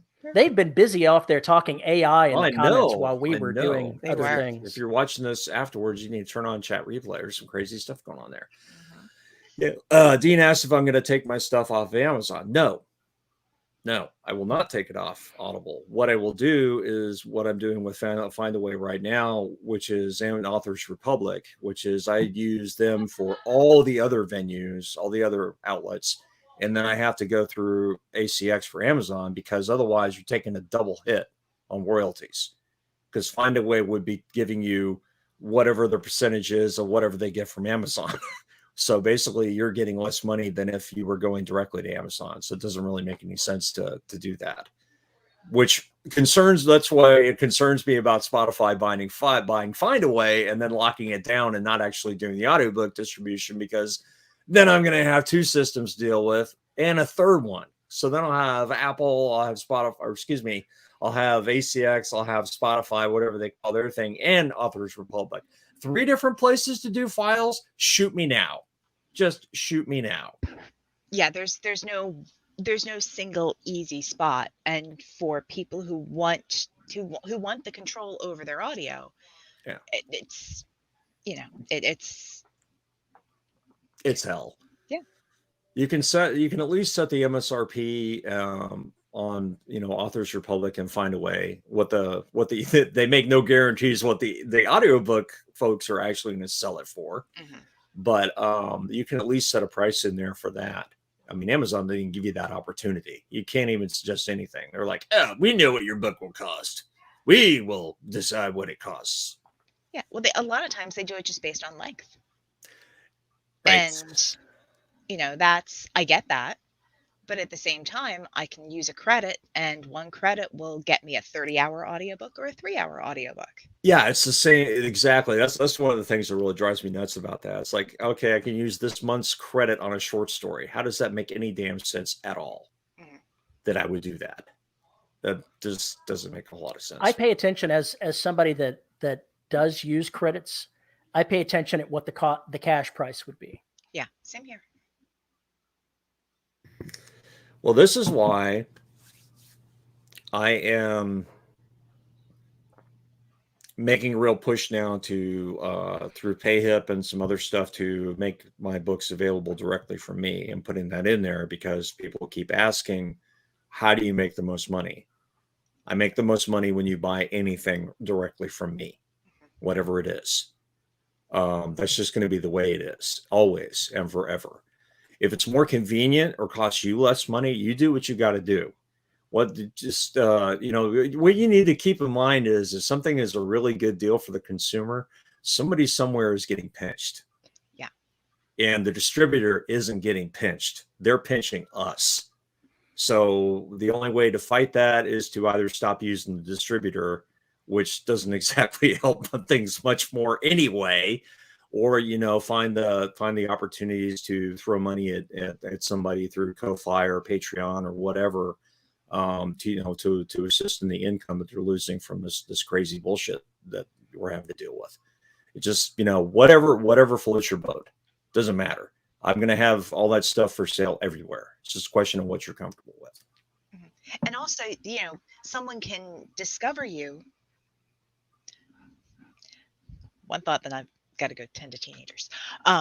Somebody can, it's my life. Somebody can discover you on one of the bigger groups, via, Amazon, Audible, iTunes, but then they discover your work. They discover you as the creative, and they don't just want the next book. They want to support you and your creation. And that's when they're going to go to your site. And they're going to go, okay, how do I support you creating what I enjoy? Right. So. Right. And for those of us who, which is pretty much everybody I know, doesn't live on advances because we don't get them. No. And the ones we do get are really pathetic. That stuff is incalculably helpful. Yeah. Basically, Patreon has become my advance. Is how that works. Okay. All right. Go beat the children. You go beat the children. Beat them. They're being good. They're teenagers. They need beatings. They're bigger than Just I am. Jump out there and go, let the beatings commence. No. The cute little, round-faced one that you guys met at cons so many years ago. He's like 217 and 5'11". Your mom, he'd take it. Yeah. True. Anyway. She just needs to reach up and smack him. That's what always happens. Yeah, the Patreon is good for me, not because it makes me a lot of money, but because it does give folks that want to support me another place that they can do so. And it gets them a chance to read the stories that I'm producing solely a little earlier. Right. That's kind of the trick is finding the exclusivity stuff to give to them. And of course, then there's Ko-Fi, where you're just basically saying, I'm making no promises there will be any content here. This is sort of kind of how some people are using it. But now I'm on Ko-Fi, I need to put exclusive stuff up there too. I start writing the next Imperial Marines book. I finally finished reading everything that I need to do. I intended to start writing today, but there's still so many things I need to do around the house from being gone for a week and a half that I just couldn't make myself find the time to write. So tomorrow morning, the writing commences. And as soon as the stuff is done, boom, it's dropping on Patreon. I'm going to drop a chapter every other day on Patreon as I'm going. Yeah, we talked about this in a couple of episodes back. Because I don't know if they've been good. They've been good. It's amazing. When I was writing the co-authored novel, I don't think I had any drop off of support on Patreon, people downgrading or people doing anything. The patrons there, I've got about 50 patrons of one stripe or another that are supporting me, and they didn't go away during the break. And I'm very grateful for that. Interestingly enough, I lost 3 patrons, I think, when Trident finished. And they all said the same thing in their exit surveys. I was just here to get the early episodes of Derelict. And now you're done with that. So when you get more Derelict, I'll be back. Okay. Take a few months off, come back when I have more wares to peddle. Where's my content? Yeah, what's my content, buddy? If you don't put you don't have content, fuck you. Give me content. Yeah, you got a problem with your voice? Fuck you. Give me content. So some of the patrons are, man. They will send me email. I haven't heard your voice this week. Why have I not heard your voice? Why have you been silent? Why have you been silent? Why have you been ghosting us? You're just so entitled. So as far as the income stuff goes with the audiobooks, I'm sure we will be doing more episodes about that. I'm sure we will have V on again when we figure out exactly what the Spotify deal means, which it may take. I mean, who the hell knows? It may take a year for that shit to shake out. There's no telling. I mean, they purchased them. Now what are they going to do? It does take a while for what their intent is to become clear. Yeah, and it may take like over a year for them to integrate systems, if they're going to do that. So it just kind of depends on what they're going to do. But it's definitely something to keep an eye on if you're a writer and you're in the indie space and actually have that control. Is how best you're going to use these markets to do what you do and what the best way is to do it. And the best way, I got no clue. We're making this shit up as we go along. For writers, the best way is whatever the writer is doing.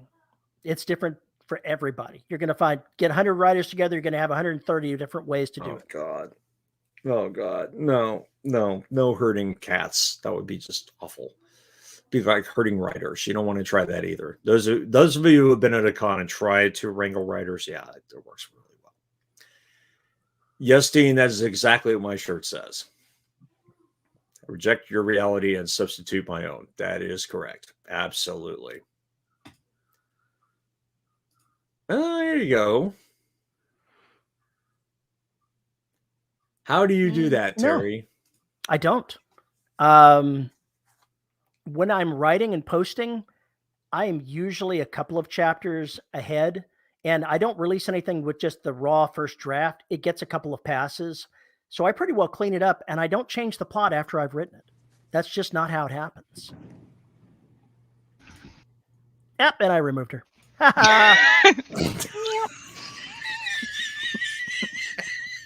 This is what happens when I make him an admin. I forget he's an admin. And then he tries to do admin things. I thought I was doing you a favor by reaching down there and bringing her back into the conversation. You're the one that just tosses her out. I mean, really.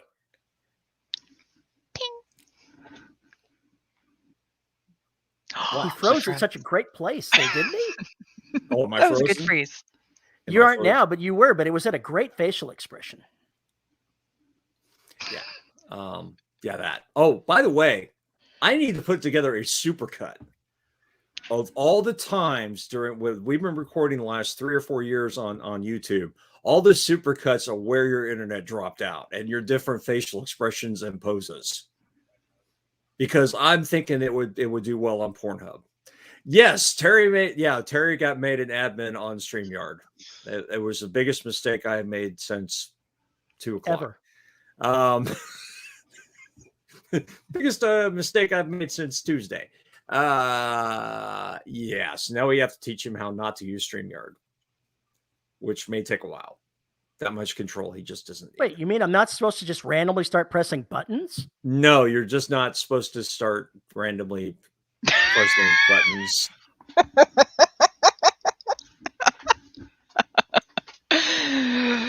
Absolute power corrupts absolutely. Absolute douchebag corrupts everything. Really, now everybody can see all the ponies on my desk. Jeez.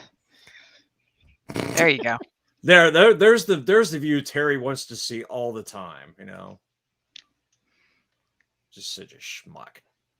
What the hell were we talking about before she came back and derailed us? Why are you blaming her? I derailed us. Are you talking about robot thongs again? No, we weren't. Oh, okay. We were actually talking about Patreon and Patreon support. Talking about Patreon and which is like robot thongs, but completely different. You know, now it's like OnlyFans for robot thongs. Oh my God. That's what we need. OnlyFans for robot thongs. That is a title right there.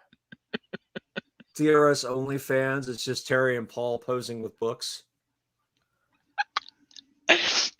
We write in our robot thongs only on OnlyFans. And now we present the Moob channel. Where it's all Moob all the time. All the music.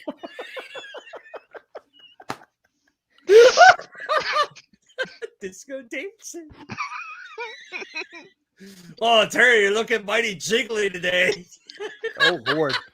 That's why I don't take my shirt off.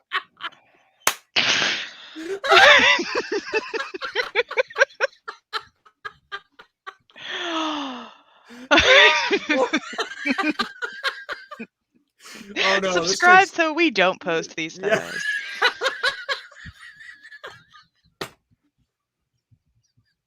Oh my God. I know of a writer that actually has an OnlyFans account because he joined before he realized what it was going to be. Oh, right. Yeah.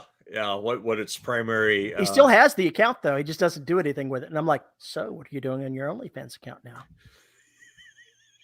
I like that would actually be the best place to post spoilers, though. Like if you're handwriting the page, then you can like, well, this is the chapter where the good stuff happens. Then, you know, post the last 10 pages of the book.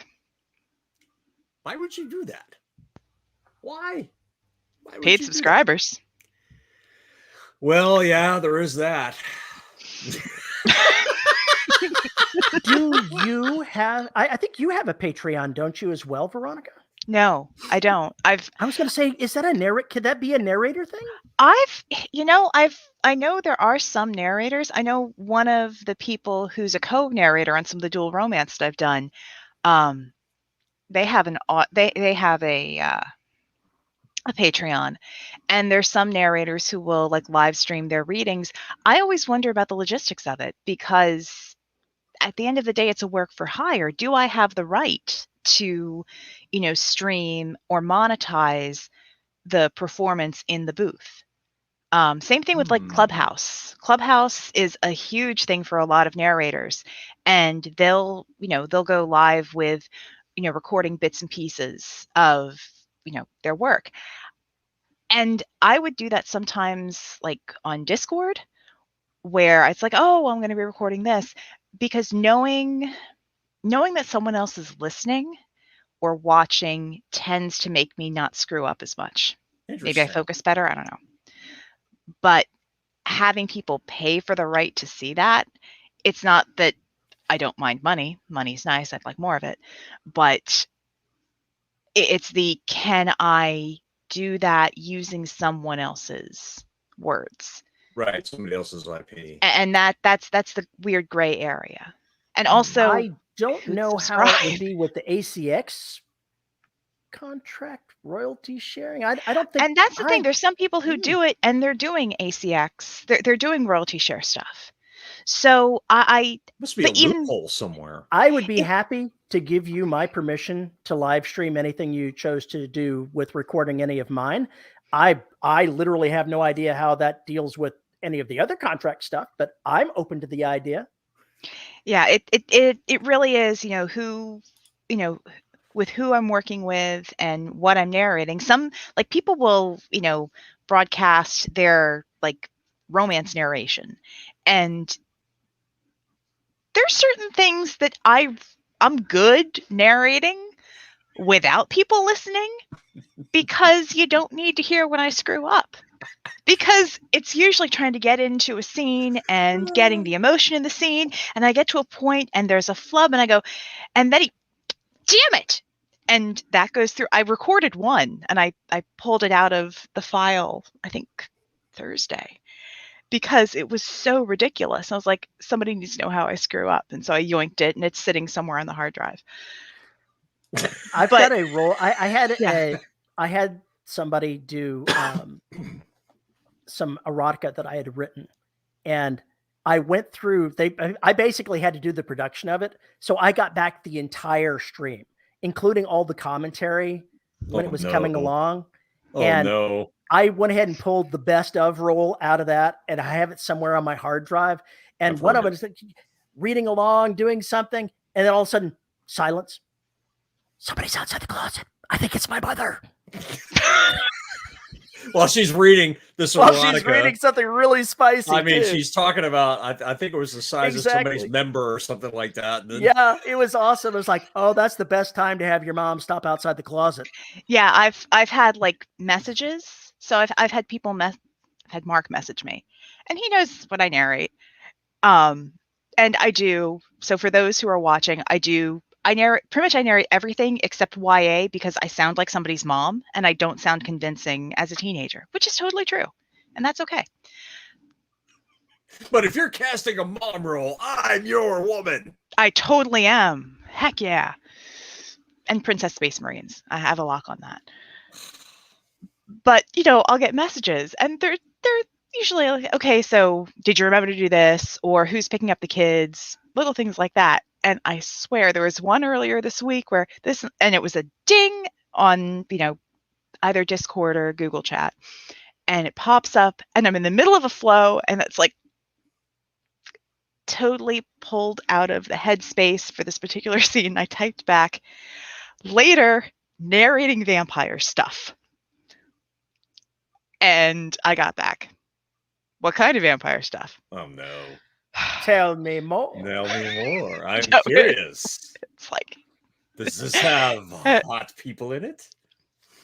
Yes, it did, and I did a very good job. And people will be so happy when they hear the book.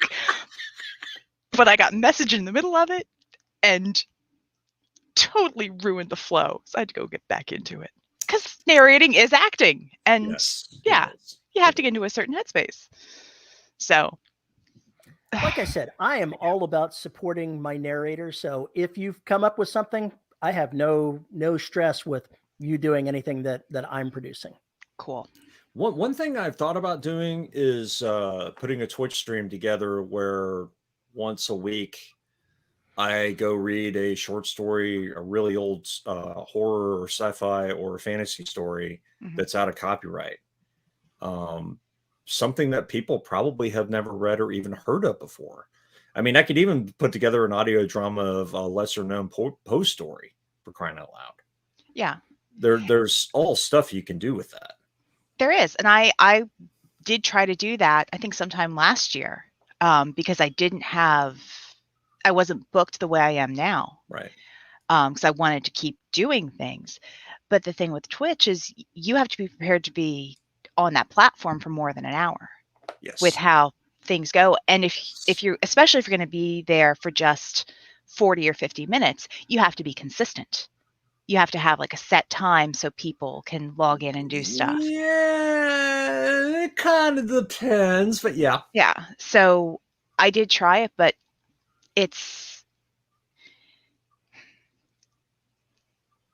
for me, it's not something I can do right now. I have an account there. I've posted some stuff. I think I was reading parts of The Wizard of Oz, and I started to read Frankenstein. But it just fell by the wayside because paying work. Yeah. Which is, that's the thing. I've got contracts and they have to be, I got to meet deadlines. Got to pay the bills. Got to get the coffee. Got to pay college tuition. You got to make the donuts. Got to make the donuts. I already made the donuts. I already made the donuts. Now I got to make the goddamn donuts again. Weirdly enough, when I was in high school, my very first job was working at a bakery making the donuts. And they made him the man he is today. I never want to get up at 3 a.m. before school ever again. Fuck that. My first job was at a McDonald's. And I worked 5 a.m. to 1 or 2 p.m., depending upon the day. Which meant I would get the greatest contact high from dumping all of the coffee beans into the grinder in the morning. It was McDonald's coffee, but with some decent stuff. Yeah, decent stuff for a 17-year-old back in the day.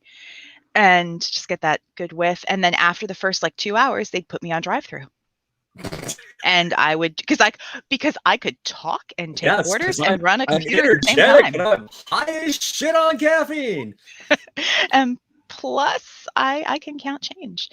And then I worked from 4 p.m. until close at Target. So Target. That was in Target. Hey, I got a discount. I furnished my dorm with all that stuff. Oh yeah, it was a perfect place to work for it too. We has twitchy kitty paws. Yeah, basically Terry just stole the conversation when he immediately turned the camera over to the putty. That's okay.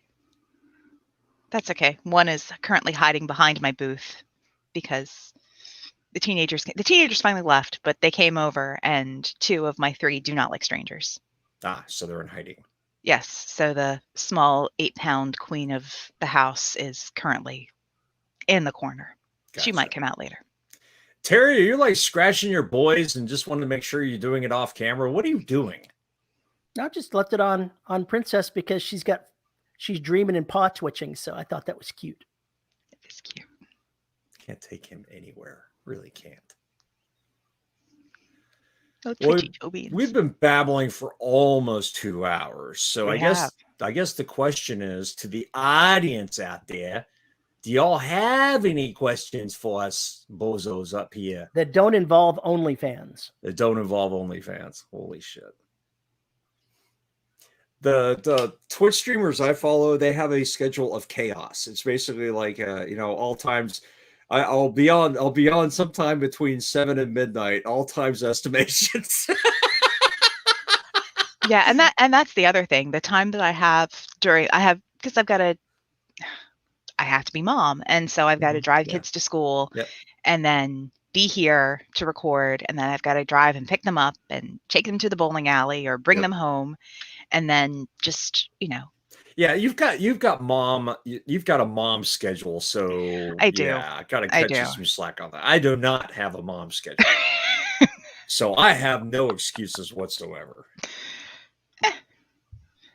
It's okay. I wind up eavesdropping on some really good teenager conversations and getting some strange dialogue. We had this discussion about writing Murder at the Alley. Yes, because one of the other things that came out of all of the panels and brainstorming was I have not one but 2. So sports romance is a subgenre. So you have chick lit, which is romance where your protagonist is 20s, 30s. Then you have hen lit, which is your protagonist is usually a divorced mom or a widowed mom, chick versus hen. Okay. Yeah, so I have 2 sports romances plotted out around bowling alleys, and I have to be very careful how I write them because a lot of the plot is taken from eavesdropping at the bowling alley. And I could get in trouble if I don't write things properly, but there is some good schadenfreude about the mean girls there, so there is that. Hence why Terry's bit of murder at the bowling alley, strike, spare, gutters. Don't the older ones have licenses yet? No, the older stories, anybody can produce them. No, the kids productions with driver's license. Oh, the kids. Yeah, no, Oh, never mind. My oldest is in college. He does have his license and he has a car. But he's in college. My other two are 15 and 13. 13? Yes, she's 13. Oh, they're ready for a car. Come on. God, no. I've got to make enough money for tuition. I haven't made enough money to pay for tuition and insurance to insure somebody in Florida under 18. Are you high? I could be. Never mind. Pass some stuff over and we'll find out. So yeah, they're not old enough, and the school they go to does not have bus service. So. Oh, lovely. It's not a magnet school. It's a school of choice. They go into a lottery and you get selected, but it's got really good academics and all their friends are there. And yeah, they're happy. So I can drive. At least they're Plus, happy. I have plenty of time to listen to things.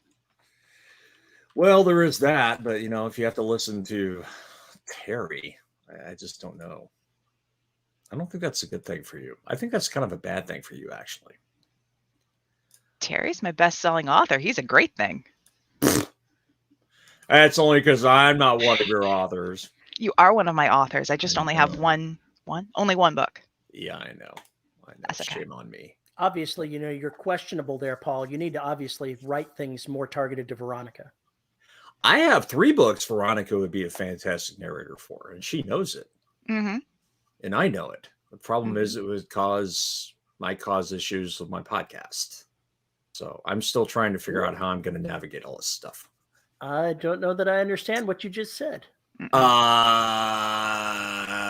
People want to hear me read my stories. Who would choose hearing you over Veronica? I can assure you, she knows exactly what I'm talking about. There are. I'm yanking Shane. No, I got to narrate Nathan Lowell's books. His Tanith Fairport stuff. And I promise you, there's some people who are like, oh my gosh, I'm so happy Veronica's reading this. And there are other people who are like, who's that bitch reading this? I want to hear Nathan. And that's okay. Which is pretty much what Scott Sigler ran into. Yeah. And yeah, it is okay. Which is why I have considered hiring a professional like yourself to do the for sale in all the venues. And then I do my version, which I sell from my site and use for the podcast. But I don't know what the grumpy old man version. Crazy. Yeah, the grumpy old man version. That would be a nice way of splitting the baby, so to speak. Still keep the people who want to listen to me for some fucking reason. Though it is a problem I am looking into. But yeah, I think if we had you do Flames, it would sell like crazy. Supposed to. There we go. There's some truth being spoken right here. I've been telling Paul this exact same thing for what, 2-3 years now? More like 10. That's why I outsource all of the production stuff. Could I do it? Sure. Could I learn to do it better? Absolutely. But at the end of the day, I'm a far better narrator than I am a producer. Yeah, so. I just don't have money to give it to anybody right now, so I kind of have to do it. I don't have time and I don't have money, so I'm pretty much screwed all the way around. Anyway, there's a good point. It's something that I kind of have to deal with, but yeah. Believe me, I know that if I have you read something like Flames or Closet Treats, it's going to be a better story for you having read it rather than me, because of the number of female characters and everything else that goes along with it. Yeah. Although everybody loves my female voices. Well, and is that the word you use? Love. Okay. Yeah. Well, Chris brings up something interesting. He says, why not have Veronica do the female characters? So if you do have stories where you have chapters that are split, that are, you have a chapter that's male POV and one that's female POV, well, that's dual narration, and that's very common. And a lot of people really like doing it. It's becoming more and more common. Like what I can't remember the author's name who wrote Gone Girl, but that's how they did the audiobook for that one. Yeah. And it worked well. And Sean, So yeah, it's common. And Sean, he says, have you ever done co-narration? That's dual narration. So that's what I've done. I've done that with the paranormal romance series that I narrate. So my pseudonym that I use for paranormal romance and spicier romance is Vivian Ferrari, which very fast. Very fast cars. Think fast red cars. Little Vivian red Corvette. Don't sing. But Fuck you, those are dual narration, and that's a case where I narrate the female character POV chapters, and the other narrator narrates the male the male POV chapters. But in cases where there are characters that appear in both, then we have to, exchange emails back with, okay, well, you're going to do it this way, or send me a voice sample so I can match it, so that there's coherence between chapters. But yeah, I really like doing those, types of books because they're fun to prep. I like paranormal romance as a narrator. It's just fun to do from a sci-fi fantasy bit, and it sells really well. Mm-hmm. So it's a win all around. There was one series that I listened to that was co-narration that had the female voices done by a woman and the narrator and the male voices done by the male, but it was all intermixed. And all I could do is listen to it going, that would be a nightmare to edit. That's called duet narration. And I'm currently working on one of those as well. And it is, as a narrator who understands the intricacies of production, I try to make any recording I'm doing as easy for the producer as possible. I do not want to be that problem child. So going through making sure the naming is right, putting in markers, in the sound file so that they know where one line ends and another one begins. Those take longer to record because you're not really getting into a flow. Yes. It's like, do I figure out how to record all the voices separately? Because if I'm recording, like when I recorded Gunboat Diplomacy, which current bet I think is the beginning of December. Was it? I think I said December 5th or 6th. That's my bet for when it will go live, as we're testing, the ACX machine. I record that straight through. I don't stop to change for voices. I don't go and splice stuff in. With duet narration, somebody has to do that. Yeah, that word has to be done. And let me tell you something. I've done it before with V, as a matter of fact. Oh, that's right. And it sucks. It is hell. Not because she's a pain in the ass, but because trying to line everything up and giving it enough space and figuring out exactly. Because if you miss it by a millisecond or two, you can tell. I can tell. It just drives me crazy. It just drives me nuts. But yeah, it can be done, but it's not as easy as you think it is. No, and if there's some books that'll have multiple, maybe they'll have 3 or 4 POV characters and they'll have one narrator take each one. You have to make sure that they're different enough in their narration. What was one of the first ones I listened to is called Manhattan Beach, and it was like recommended in one of the magazines I picked up at the doctor's office. But it was a neat World War II shipbuilding thing. So I was like, dude, I am there. And there was one female narrator and 2 male narrators.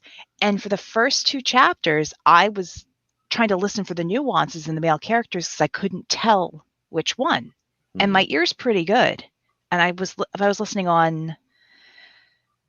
in the car and probably listening with like runner's earbuds. So, because where you listen makes a difference as to how you can, appreciate the story and tell the difference between the voices.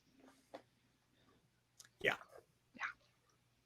It's everything you do is fraught with problems. You just kind of have to choose what you can do yourself versus what you have to give somebody else to do, or you should be giving to somebody else to do. So, talking different types of narration, I'm going to make a guess that something like full cast with sound effects would be the most nightmarish thing. Yeah, that's Dan Is Sawyer. Is there something worse? No. I mean, more power to anyone who does it and enjoys it and does it well. I love to play with that. I love to participate in that. I don't want to be the one left holding the bag who has to put it all together. No, I mean, I wrote a story that I wound up doing as a full cast that wound up getting into the finalists at the Parsecs years and years ago. I outsourced that sucker. Yeah. I asked someone, I was like, you can do this so much better than I can. Matt, no, go away. Get him off of here. Do not add musicians. Don't do that. It's bad enough adding background music. That sucks too.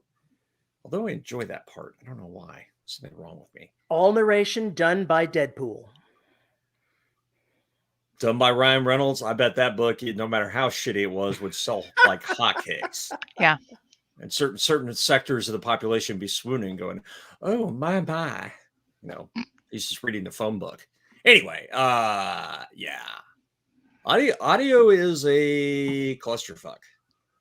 You know, you dive into it and go for it and learn how to do it and fall on your face or hit a wall multiple times. You'll fuck up, and all your fuck ups will be public, and you'll get told about them incessantly. And then you have to deal with potentially prima donna actors or producers or anything else, strange timelines, getting sick to where you can't talk. You name it. Audio is a real pain in the ass. Mm-hmm. It just is. So much shit that can go wrong. I have to say that having listened to a number. See, that facial expression right there, that's what I'm talking about. Just stick a carrot right in front of that. That's what I'm talking about.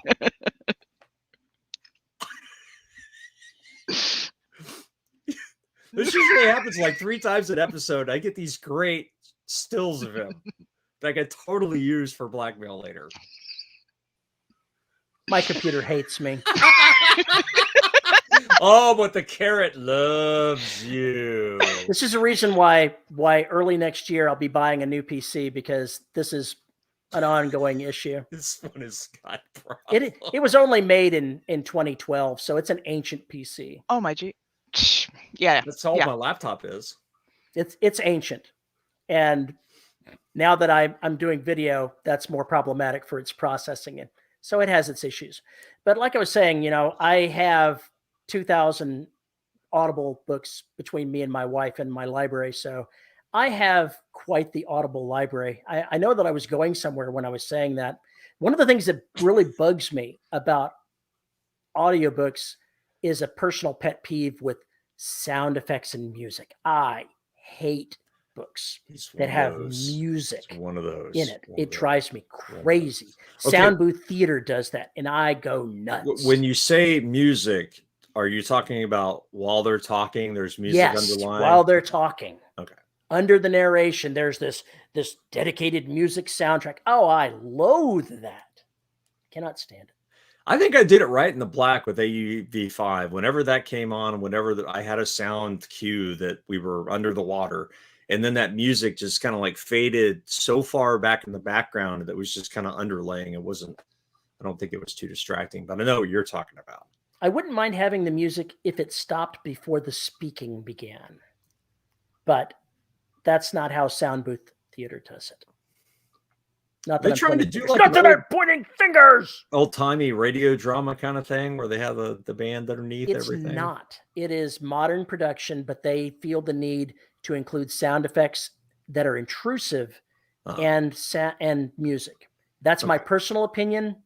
Other people may have a different view. I put up with it because I like some of the titles, but it is definitely not my favorite style of production. I think if you expect it, then it's one thing. Like you were talking the old time radio dramas.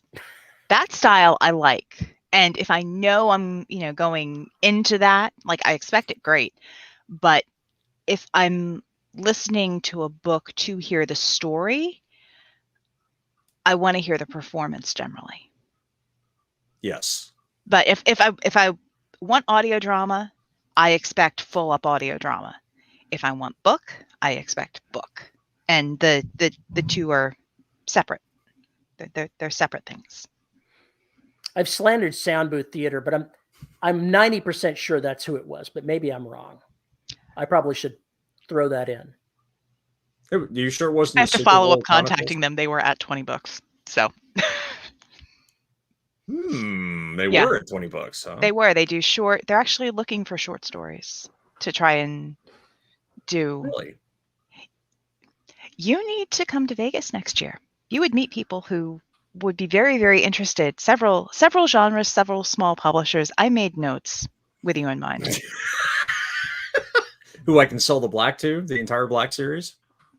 I may have one of the most helpful panels I sat in, they had 10 people pitch story ideas to Bayan. Chris Kennedy was in there. I only remember names. Dakota Kraut, and then somebody else. I forget. You're telling me if I went there, I could have pitched Dr. G and with Bane and, Yes. Well, I think Tony Weinstock was there. Yeah, actually. She was there, and she did several panels, and she made some she's a smart woman. And she made a lot of really good points about markets and science fiction and how reading literacy is different than listening literacy. And sci-fi authors generally write to a population. Only 12% of the population has the literacy they need to understand your books. Your as in sci-fi books. Yeah. That's the reading literacy. However, 54% of the population has the listening literacy.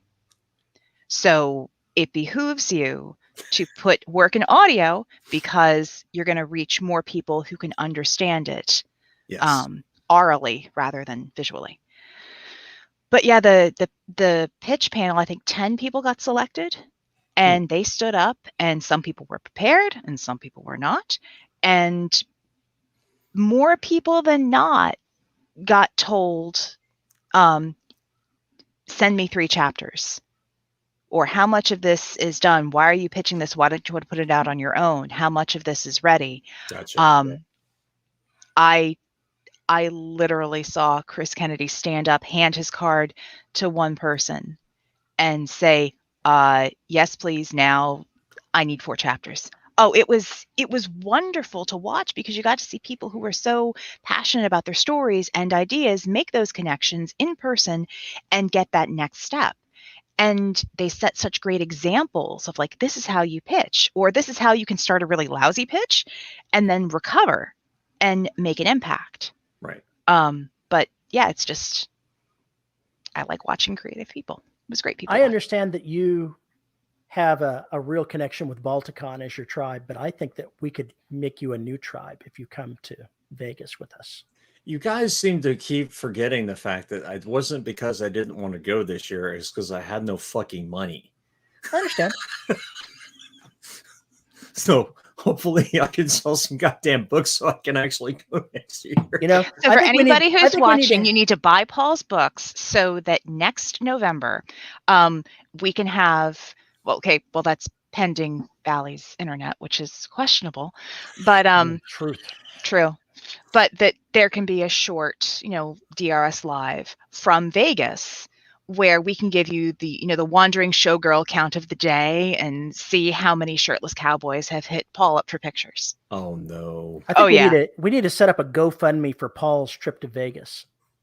Oh my God. You guys are so... If we set milestones, like he has to do certain things, maybe that'll help generate money. Showgirl feathers. That's it. Showgirl feathers. Put up a feather for every $10 that gets donated. He has to do the can if we, get all the money that we need to send him there. Veronica, where can we find you online? Where's the best place to find you, follow what you're doing, and all that kind of stuff? Where's the best place to locate you? Where are all the places? So the best place to find me online, you can always go to voicesbyveronica.com. That's my website where you can listen to samples. And if you're interested in audiobooks and kind of, hiring me, you can start there. You can contact me through the website.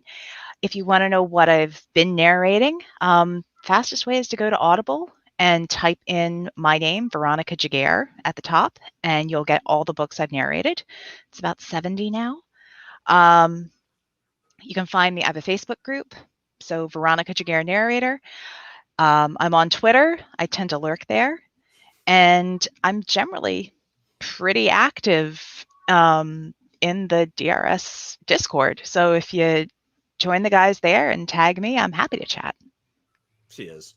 Yeah. She's also very nice, unlike Terry. Truth. Unlike Terry.